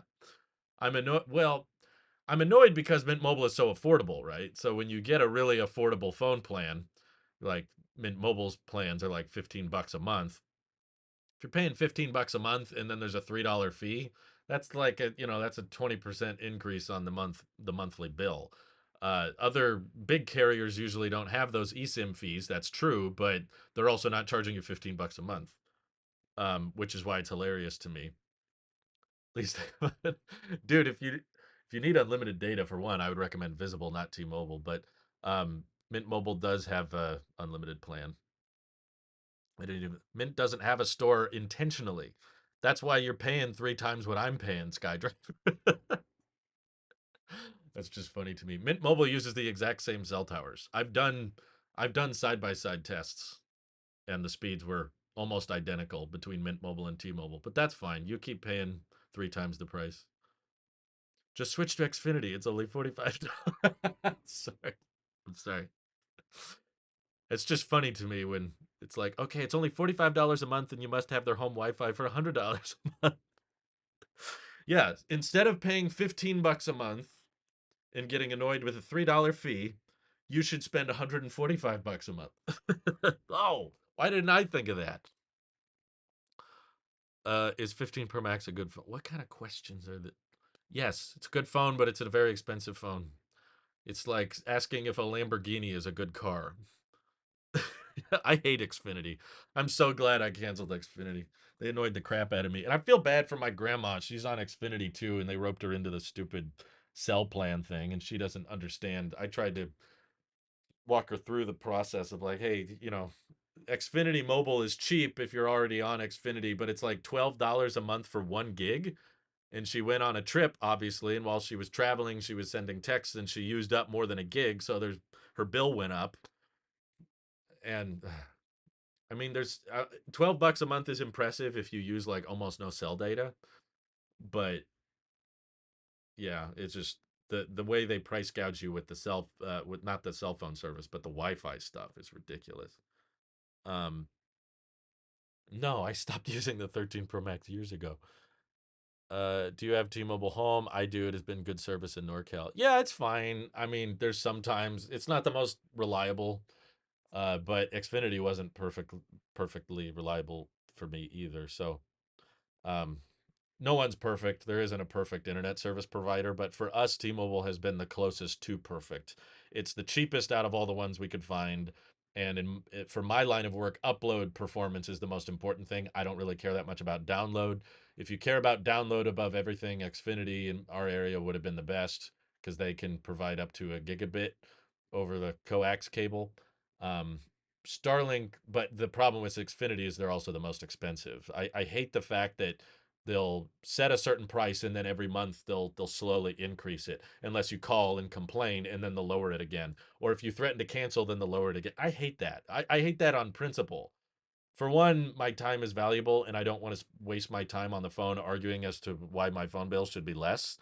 Like I don't understand why it's so hard for there to be a concept of, hey, here's what the internet cost. This is the price. And then the price stays the same. Or if it goes up for everybody. It's not like Starlink raised their prices too, but it was just a flat fixed, like everybody's price is going up. It wasn't like you could call in and complain to Starlink and they go, okay, well maybe for you we'll decrease it a little bit. I was just talking about that with another friend. They were like, yeah, I had to call Xfinity and ask them for the lowest unadvertised price, and if you do that once every 6 months you'll save a bunch of money on your bill. And I'm like, that's so ridiculous. And they had all these cancellation fees when we tried to leave them, and they said there wouldn't be fees, and then there was, and they tried to come back later, and ugh, Xfinity drives me nuts. One time, yeah, sometimes the T-Mobile service will go out, but it's not consistent enough for it to be a deal breaker. Like one time it went out for like 3 or 4 days, which I was pretty upset by, but I complained to them and they gave me a free month.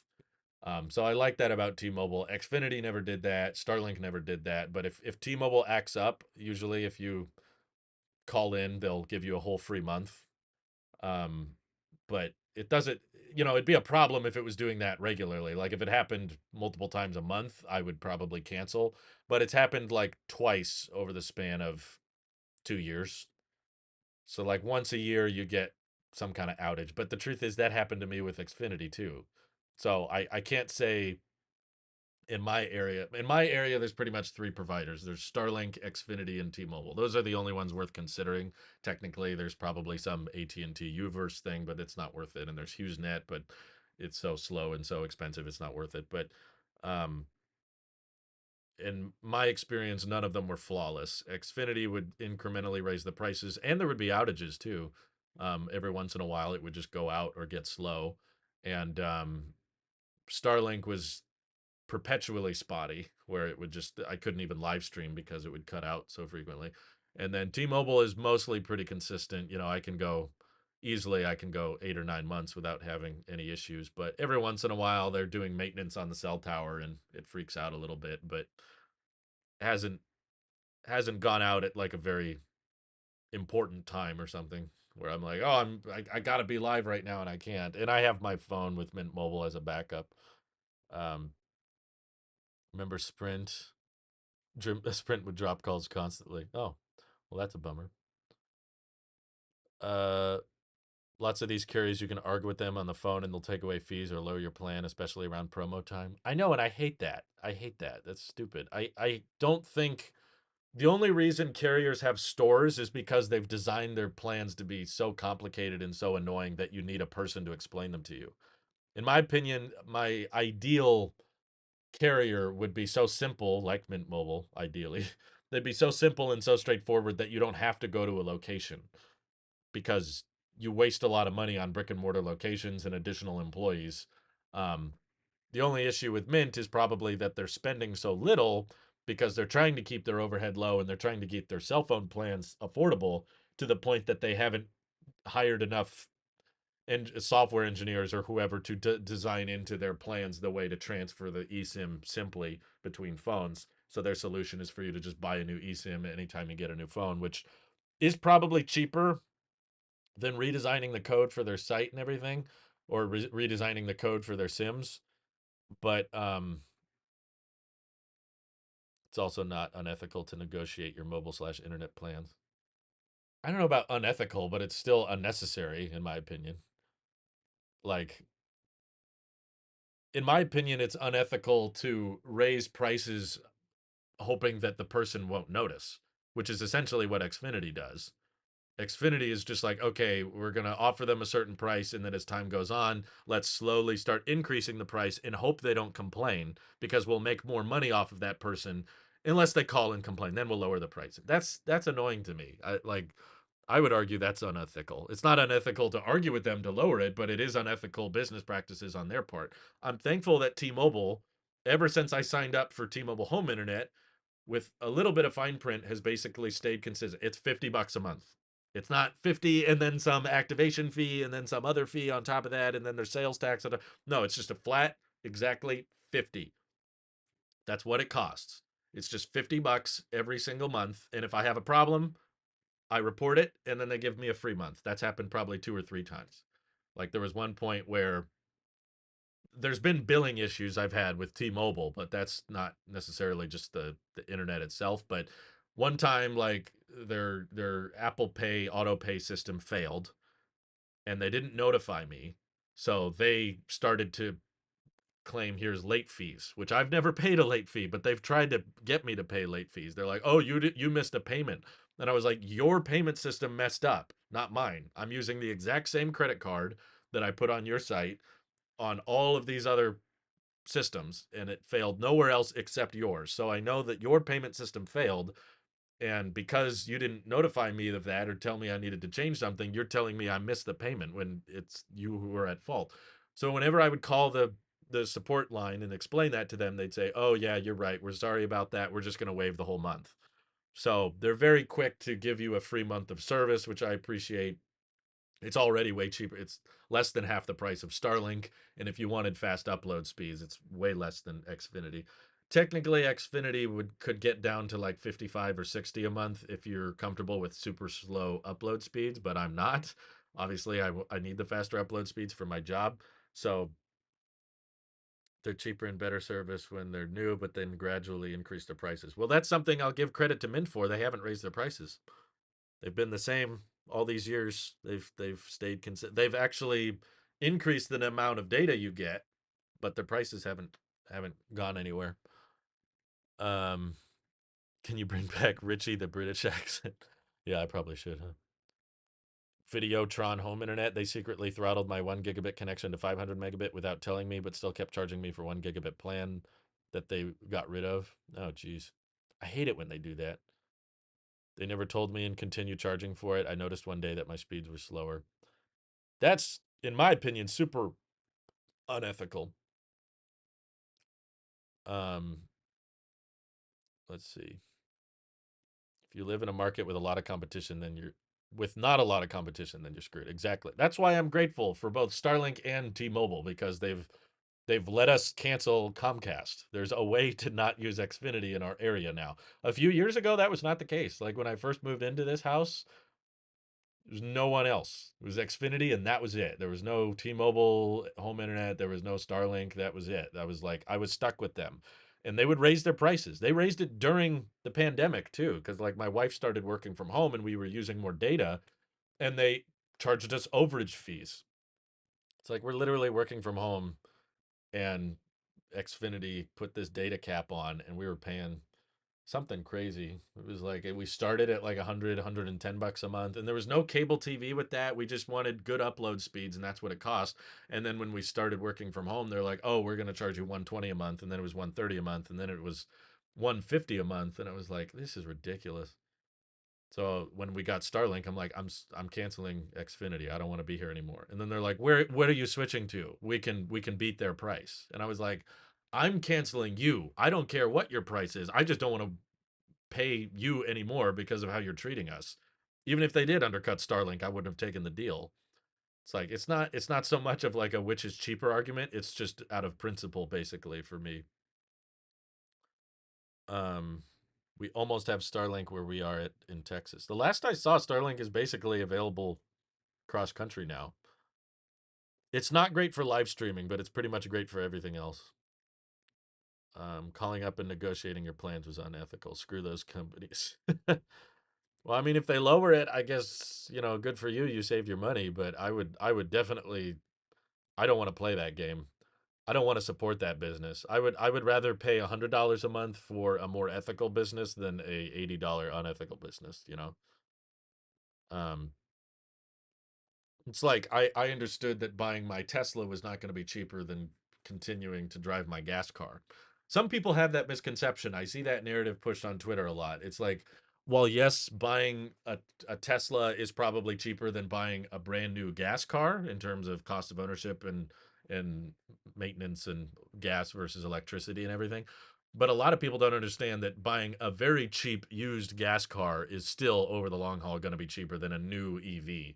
I understood that. We didn't buy the Tesla because we thought it would save us money. We just knew we were going to be spending a lot of money on gas and maintenance with our old gas car, or we were just going to have to spend a bunch of money up front on a new EV.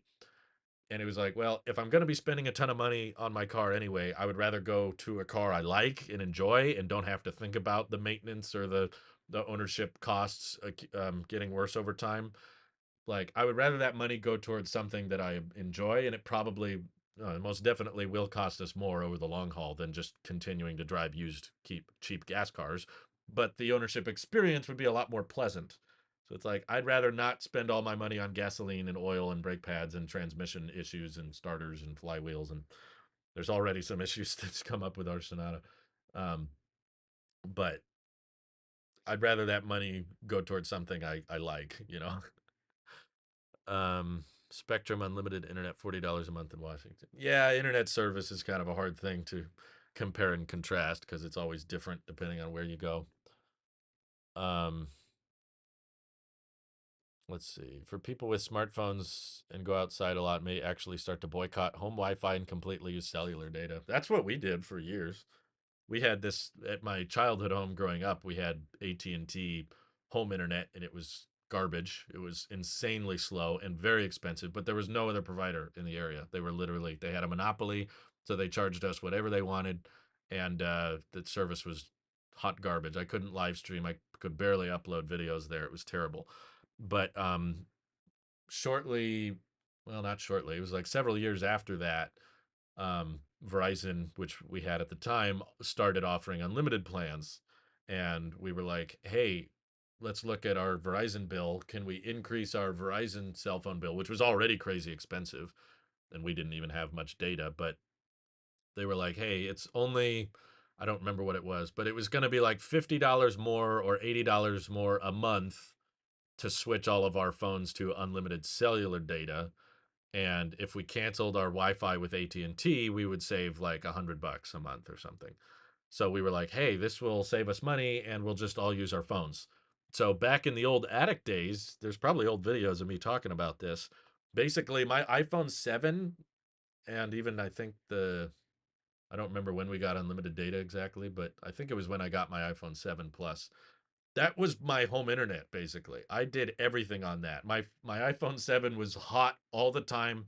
I didn't care about battery life back then. I couldn't care about battery life back then because the phone was just constantly plugged in. Because if I didn't plug it in, I had 3 or 4 devices. I had my TV, my Mac, my iPad were all hotspotting off of my iPhone constantly. I think they've changed it, but back then it was unlimited hotspot data, which was not cheap, but it was, cheaper than paying for cell phone service and home Wi-Fi. So for years we did that. We basically never got Wi-Fi at that house again. We've moved on and that house isn't in the family anymore. They sold it, but uh my phone was just perpetually the hotspot. There was constantly 3 or 4 devices always connected to it, and it was hot. Just all of my data was being transmitted through the iPhone 7, so it had to be plugged in. It was probably at 100% all the time, and I degraded the battery very, very quickly. Um, but I don't think you could even check battery health back then. I don't remember, but um, the cool thing about Starlink, though, is you can get it used now, as I've discovered. I sold my Starlink to someone else, and you can look around and find 'em at a discounted price. You don't have to buy it new, and it still works. Um, T-Mobile has a plan where they try to charge me an extra $10 for the same 10 gigabytes of data just for hotspot, and with a non-hotspot plan, I still got hotspot. See, it's that kind of I hate that about the big carriers. There's so many plans. They're so complicated. And while I'm annoyed with the Mint Mobile eSIM thing, I will acknowledge that it's probably not that common of an issue, which is why they haven't addressed it because most people aren't switching phones as often as I am. I'm a tech channel, so I'm incentivized basically to review phones and try different phones, and that gives me more content and that gives me more things to talk about. But um, what I will say about Mint is they make their account management and billing extremely simple. There isn't like all these, does this include hotspot? Does this include this? Or does this the Magenta Pro? Magenta Max comes with this, blah, blah, blah, blah, blah, blah. Mint is just like, here are the plans. You pay once a year and then you're done. You don't even think about it. And they just send you a little SIM card in the mail. Or if it's eSIM, you just download it from the app and then boom, it's active and you're good to go. It's so much more simple than the stupid. I've seen Verizon do it. I've seen T-Mobile do it. They're always like, okay, here's the account manager, and you got to get 4 people on the account to get the better price. What I loved about Mint is it didn't really matter if you just one person. If you just wanted one cell phone bill, it's the exact same price as if you had 5 people. There wasn't some like bundling thing. Like each person can have their own account with their own password, with their own payment info. Whereas Verizon and T-Mobile were constantly trying to tell you, oh, well, it's this price if you get this lines, and you got to add these many people on your plan, and these many people do this much, and you get different price if you add another line, and then here's a subsidize the phone through the carrier, so you're paying for the phone and for the service in one payment.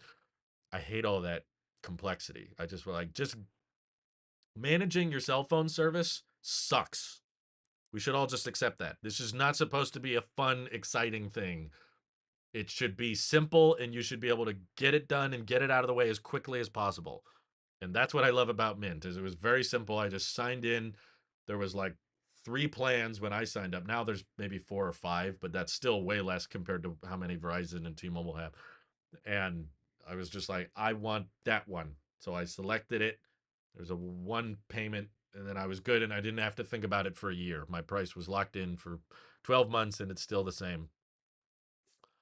Um, Verizon used to ding you with fees if they sensed you were using your unlimited hotspot to tether without paying them extra. Jailbreak let you bypass that. That's hilarious. Yeah, Mint doesn't have unlimited hotspot data, but they're so cheap that I can't complain much. Um, Telus does that. Takes $7.50 off per line per month. What's nice is they count our two $5 a month watch plans that share our phone's data as 2 separate lines. Oh, that's funny. So they give you a discount for adding a watch. So because you're using more service, we'll give you a lower price. That seems like a mistake. Is it not automatic though, like direct debit for the carriers? Uh, Honestly, I only pay once a year, so I don't even remember. My last phone bill was in March, and I won't have another one until March, but I remember it being insanely simple. It is automatic. You just set it up like whichever phone plan you select, that's what they'll automatically assume you want to keep, unless you tell them otherwise.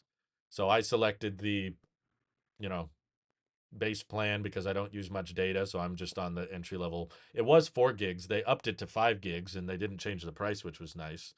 How long will Mint $15 for unlimited last? I don't know. That's what it was 5 years ago. And it's still that today. And T Mobile is in the process of acquiring them, but they haven't quite acquired them yet. And I don't know if I believe them, but Ryan Reynolds said with the announcement that they still plan on keeping their entry level plan. They didn't specify if they plan on changing their higher end tiers, but they did specify that they intended to keep the $15 a month entry price. Mint, that's one downside of Mint though. They don't have plans for watches, but I'm not really a cellular watch guy. I tried it back in 2017 when the Apple Watch first got cellular, and I just realized I was like I kept intentionally leaving my phone behind just so that I could test the feature. And I was like, naturally, I tend to take my phone with me anyway. Like my phone is my car key. I need my phone to get into my car now. So I and I use my phone to keep up with people and to take pictures. So there's pretty much nowhere I go without my phone. And if I do go for a run or a jog or something without my phone, I'm only gone for 10 minutes, maybe 20. So paying $5 a month or $10 a month just so that I can maybe get a text message while I'm running. And it's like if I'm running, I'm not going to be able to help. If there's an emergency or something, I'm not going to be able to get back home in a quick manner anyway. So, um, yeah, there's not much for me. There's not much reason to pay for a cell phone. I mean, a separate cell plan on my watch. Um, the watches technically have their own phone number for billing purposes, so it counts as a line, even though the calls go through the main number. I didn't ask questions. I remember that too. Verizon was charging us an arm and a leg, and they were being painful about it. Like they were double charging us. I remember that. We had to go. We had to go explain to the people at Verizon that they were billing us. You were supposed to charge us $10 a month for the watch, and they ended up charging us 20. And we were like, we don't have 2 watches, and then we sold the watch, and or I deactivated the plan. I wasn't even using cellular on my watch anymore, and they still wanted to charge us for it. And their account management sucked. They made it so complicated to just say, stop billing us for this. We're not using that feature. Can't you use your watch as a car key? Not with Teslas, but even so. There's all kinds of advantages to keeping a phone on me. Not a lot of advantages to leaving my phone behind. I feel like it's not that big a deal to just grab a phone, put it in your pocket, and go about your day. Um, there's not a ton of advantages to leaving the phone behind. It's not like I can travel so much lighter, you know. Ryan Reynolds has a partial ownership stake in Mint Mobile. He doesn't own the whole thing, but he's their poster boy. He's the one advertising it because he's the most well-known investor. I wish Apple would make a carrier, but it's the same reason I don't think Apple will make a search engine. There's no incentive. They get so much money from the big carriers. I believe the big carriers pushed Apple to go eSIM only because eSIM makes it harder to downgrade, and it encourages people to buy a new phone and not go backwards. eSIM is pretty simple for moving forward, not back. So I think that the big carriers probably were pushing, because you notice Apple still has a physical SIM tray after 2 generations of iPhone in all these other countries, and there's still no rumors of them going eSIM only in the 16. So that points to the concept that there's some push for eSIM in the US and there's no manufacturing benefits to it, honestly. So um, I think the big carriers probably pay big gobs of money. You know, they partner with them for advertisements and for carrier deals and stuff. So Apple probably gets billions and billions of dollars straight from those big three carriers, and that they would instantly miss out on a ton of that revenue if they made their own carrier. Um, I wish they made their own, but I don't think it's going to happen. Yeah, I saw someone's like, you can unlock your Tesla with the action button. I don't use a button to unlock my Tesla. That's all automatic. That was the funny thing. Was like, I think it's a lot simpler to just walk up to the car and the car detects that your phone is on you and it unlocks. For me, that works like 90+% of the time. I would probably use an action button to precondition the car so that it's cool by the time I get to it, or it's hot or it's warm if it's cold out. That I could see myself using more often, but lock and unlock, that's all passive with Teslas. You walk away, it locks. You walk up, it unlocks. You don't have to push a button. Um, in London, you can't pay for it end of year. It's monthly. Really? That's weird. Um, you can open the trunk with the action button though if holding groceries. I guess, but if I'm holding groceries, what am I going to hold the phone with? I do that anyway. I just open the app, but the problem is with an action button, you have to be prepared for it to go off accidentally, because you might reach into your pocket trying to change the volume, and if I open the trunk unintentionally, that might get annoying. Anytime Verizon or Dish raises prices, my dad calls made threatening to cancel, and they fall for the bait and either lower prices or give us free HBO with Showtime channels. It still makes me mad though. I don't like supporting companies that do that, because okay, sure, while your dad calls and is able to threaten to cancel and get the price back lower, there's probably five other people that aren't paying attention and are now paying more. It's just a gross kind of icky business practice. Like, let's just secretly raise the price and hope they don't notice. And now I got to waste my time calling you complaining every time they do that, which Xfinity did all the time. Not worth my time. I'm annoyed with just the frustrations I've had with T-Mobile billing. It's definitely all of the issues with the account billing that I've had with T-Mobile Home Internet has scared me away from ever wanting to use my cell phone service with them as far as billing goes. Like, yeah, the signal and the reception is fine, but like figuring out how to bill and what the payments are is such a headache. But for a while there, they said there's an auto pay discount and you get 3% back at T-Mobile when you use the Apple Card. And I of course had the Apple Card, so I went, yeah, of course I'll set up auto pay. You know, I don't need it to be a manual thing. I would rather pay for the whole year. I would pay for 5 years of service if they let me.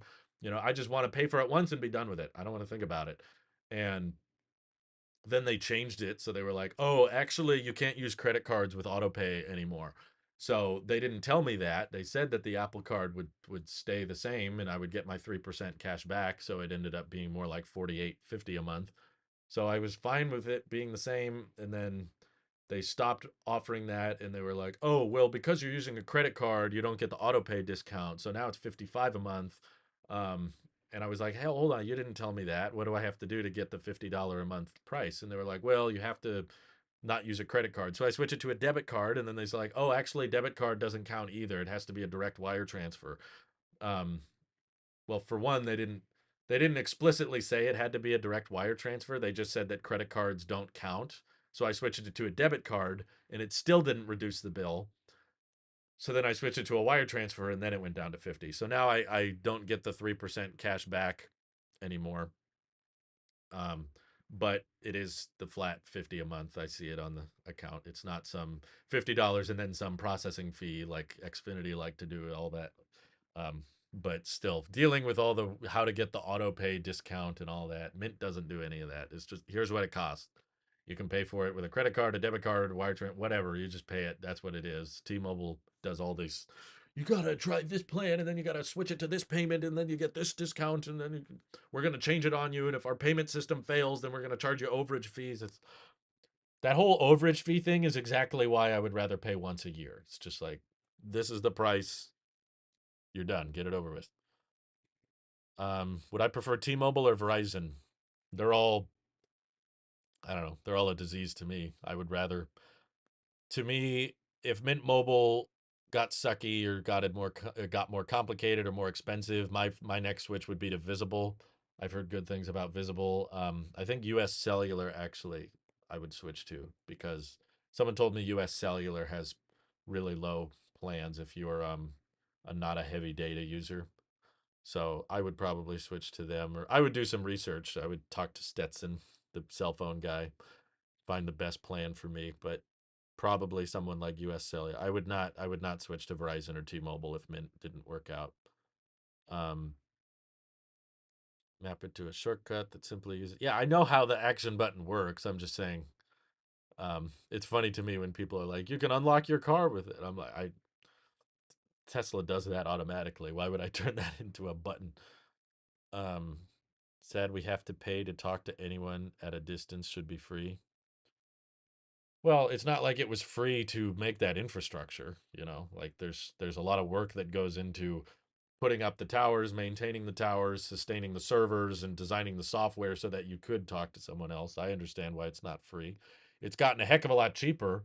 Our parents in the old days had to pay by the minute to make long distance calls. You could call someone in another country, but it was going to cost you, several bucks a minute. So you kept those calls short and you wrapped it up after 5 minutes. You could easily rack up a $40, $50 phone bill simply from talking on the phone for a few minutes. Now, um, we can pay with Mint or whatever. You can pay $15 a month, and you could talk to someone in Australia for 10 hours a day if you wanted to, or more. You could talk on the phone 24/7. Um, and you wouldn't run out of data. So it's gotten a lot cheaper than it used to be, and the infrastructure is not free to maintain. So it'll probably always cost something, but it's progressively gotten much cheaper over time. The T-Mobile deal for the free iPhone 15 requires me to switch to a more expensive plan, so I end up paying for the iPhone long. Oh yeah, I please people don't fall for those carrier things. Those carriers make so much money. And you just got to remember, if they're offering you some free thing, bring in your old phone and you'll get $1,000 off, or you'll get $800 off on your new iPhone. They're not losing money with those deals. They're going to make their money back with the monthly payments. So if you see a carrier offering some crazy trade-in deal, just know they're getting their money through other means. They're not doing that because it loses money. They wouldn't offer those trade-in deals if they lost money on them. Imagine $12 a minute with that one family member who just won't hang up. Oh yeah. That's when you hang up. Like, nope, I'm done. Yeah, now we can text each other and call each other pretty much instantly anywhere in the world for absurdly cheap. There's some plans probably less than 15 a month. Who do I think would be more realistic to run for president, Tim Cook or Elon? Um, I would say, I mean, I don't really want either of the, I don't think the presidential position is as important as people think it is. The president actually doesn't have that much power, but in the political space, we just like having a face to punch at or complain about. It's just like, oh, he's the leader. So everything that happens when he's in office is because of him. And that's not true, really. That's why most presidents make a bunch of promises when they're running their campaigns, and then they can't fulfill most of them when they're in office, or if they do fulfill them, they're nowhere near what they thought they were going to be, is because any idea or suggestion the president makes that has to go through all of these legislatures and all of this permits, and it changes so many times that you might not even recognize the bill by the time it gets through the Supreme Court and everything. So I think who's president is kind of an overrated subject, but um I just watched an interview not long ago with Tim Cook where they asked him if he would be president, and he said that he thinks he can be more influential and more disruptive as the CEO of Apple, which I agree with him. I think being in control of the biggest company on earth is probably more impactful and more influential than the president is. President is just kind of like sports teams. People argue back and forth. My side's better. My side's better. Or your side's talking. It's just both sides just complain about each other, and they're both right. Everybody has everybody's hypocritical. Everybody will say whatever they need to say to get elected, and then not do what they said they were going to do. Um, I don't play the political game because I think there's no way to win. You get into politics, you're just going to be mad all the time. Hate to break it to you. That's the spoiler. Um, you get into political spaces, you just complain about the other party nonstop. That's it. You never feel like you achieved something. You never feel okay. We won. We did it. Because then your guy doesn't do what he thought, and more media complain about it. And then you complain about the media, and then someone else gets elected that you didn't like, and then you'll say the old guy did better, and it's this endless cycle that never gets anywhere. So um, Elon is probably the much more political figure. He definitely is more outspoken and has a very large following. So I don't think he I don't think he can run for president. He wasn't born in the US. So um Elon would probably be more likely to want to run than Tim, but Elon can't cuz we have this I think it's a stupid rule, but apparently the US president has to be born in the United States. Why? I don't know. I never understood that. When I was in government class in school, they were like, they have to be born here. And I was like, what if a really smart, like qualified person that everybody liked that wasn't born in America wanted to be president? We all wanted him to be president. We have to just say, no, he can't because he wasn't born here. I was like, what? What's the point of that? I don't get it. Sounds like a very dated law, but that's most laws, I'm afraid. Um, Can also make the action button do different things dependent on orientation. I set mine to unlock my front doors. I hate talking to Siri to do it or tapping the widget. It's been nice just using the button. I'd just be worried that whatever I set it to, I would accidentally click because sometimes I change volume or click the buttons without looking at the screen. If it's in my pocket, it's a different orientation. I would probably set it to nothing, honestly. I don't need the ringer switch. I would be okay if they got rid of the action button and the ringer switch. Um, Tim Cook's iPhone event is a State of the Union. Um, you could technically take the finance phone and activate it elsewhere. Huh. Yeah, I don't follow Elon anymore. He just kept annoying me. I wish he would leave Tesla because I love Tesla. Um, and most of his decisions on Twitter I haven't liked, but he's gonna do what he's gonna do. He's his own man. He achieved crazy things because he's a crazy guy. So I guess we should expect him to continue doing crazy things.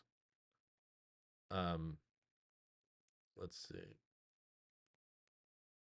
Um, yeah, there's a lot of people complaining that yeah, Obama shouldn't be president because he was born somewhere else. I don't think he was born outside the U.S. though. But still, when I was in school, I don't know if the law is now, but when I was in school, that's what we were taught. We were taught that the president had to be born in the U.S. Um, Thank you for the super chat, EG. Is I'm still waiting for my 15 Pro Max. I think a lot of people are, I'm afraid, because of those LTPO panels. They can't crank them out fast enough, which I keep trying to remind people every time they say iPhone 15 should have 120 hertz. It's like, it's not that simple. A lot of people just assume that it's just this flip of a switch. Apple should just get an infinite number of supplies for something. They could do it. It's like other companies do it, not with LTPO. All the cheaper Androids you're talking about with 120 hertz are not LTPO panels. And if you're I've seen some people, well, they should just do 120 hertz, not LTPO. Okay, then the battery life would have been worse. You really think that would have been a good compromise? Okay, we brought 120 hertz, but all the battery lives have been cut in half now. You're welcome. Great. I'm sure the everyday consumer will love that. Thanks for the super chat. Um, yeah, community notes were a thing before Elon, but yeah, I've seen some that I don't quite like, some that it's a little bit confusing how they decide when to show and when not to show community notes. Sometimes it's funny, but sometimes it is unnecessary, or sometimes it's inaccurate. I've seen um, one of your parents is born in the U.S. You can run even if you aren't. I don't know. I don't know what the firm details are, but all I'm saying is what I was taught when I grew up, and all I'm saying is I don't care. Whoever's president doesn't actually have that much of an impact. Um, and I honestly feel like usually the people who are running for president hardly represent our best interests. Anyone who thinks they should be president, I don't trust. So it's like I still vote, but I don't feel like I'm being accurately represented by anybody who's running. Um, I don't think humans are good at doing things at massive scale. Um, Wish they could do theme packs like having old icons. So many people do that already. I suggest it every year. Always like, Apple, you could be making money at this. You should be building in theme packs in the App Store that people can pay for and Apple can take a fee on. Just be a huge App Store revenue boost. Instead, everyone's just stuck making a bunch of Siri shortcuts everywhere. Um, but anyway, I think it's lunchtime for me. Yeah, be the president of your own life. I like that. Focus on what you can control and what you can do better, not what someone else should be doing. But I appreciate the super chats. Thank you guys for tuning in. All you very loyal channel members. I'll see you in the next members only stream. And I hope you have an excellent rest of your day. Take care, all. Bye bye.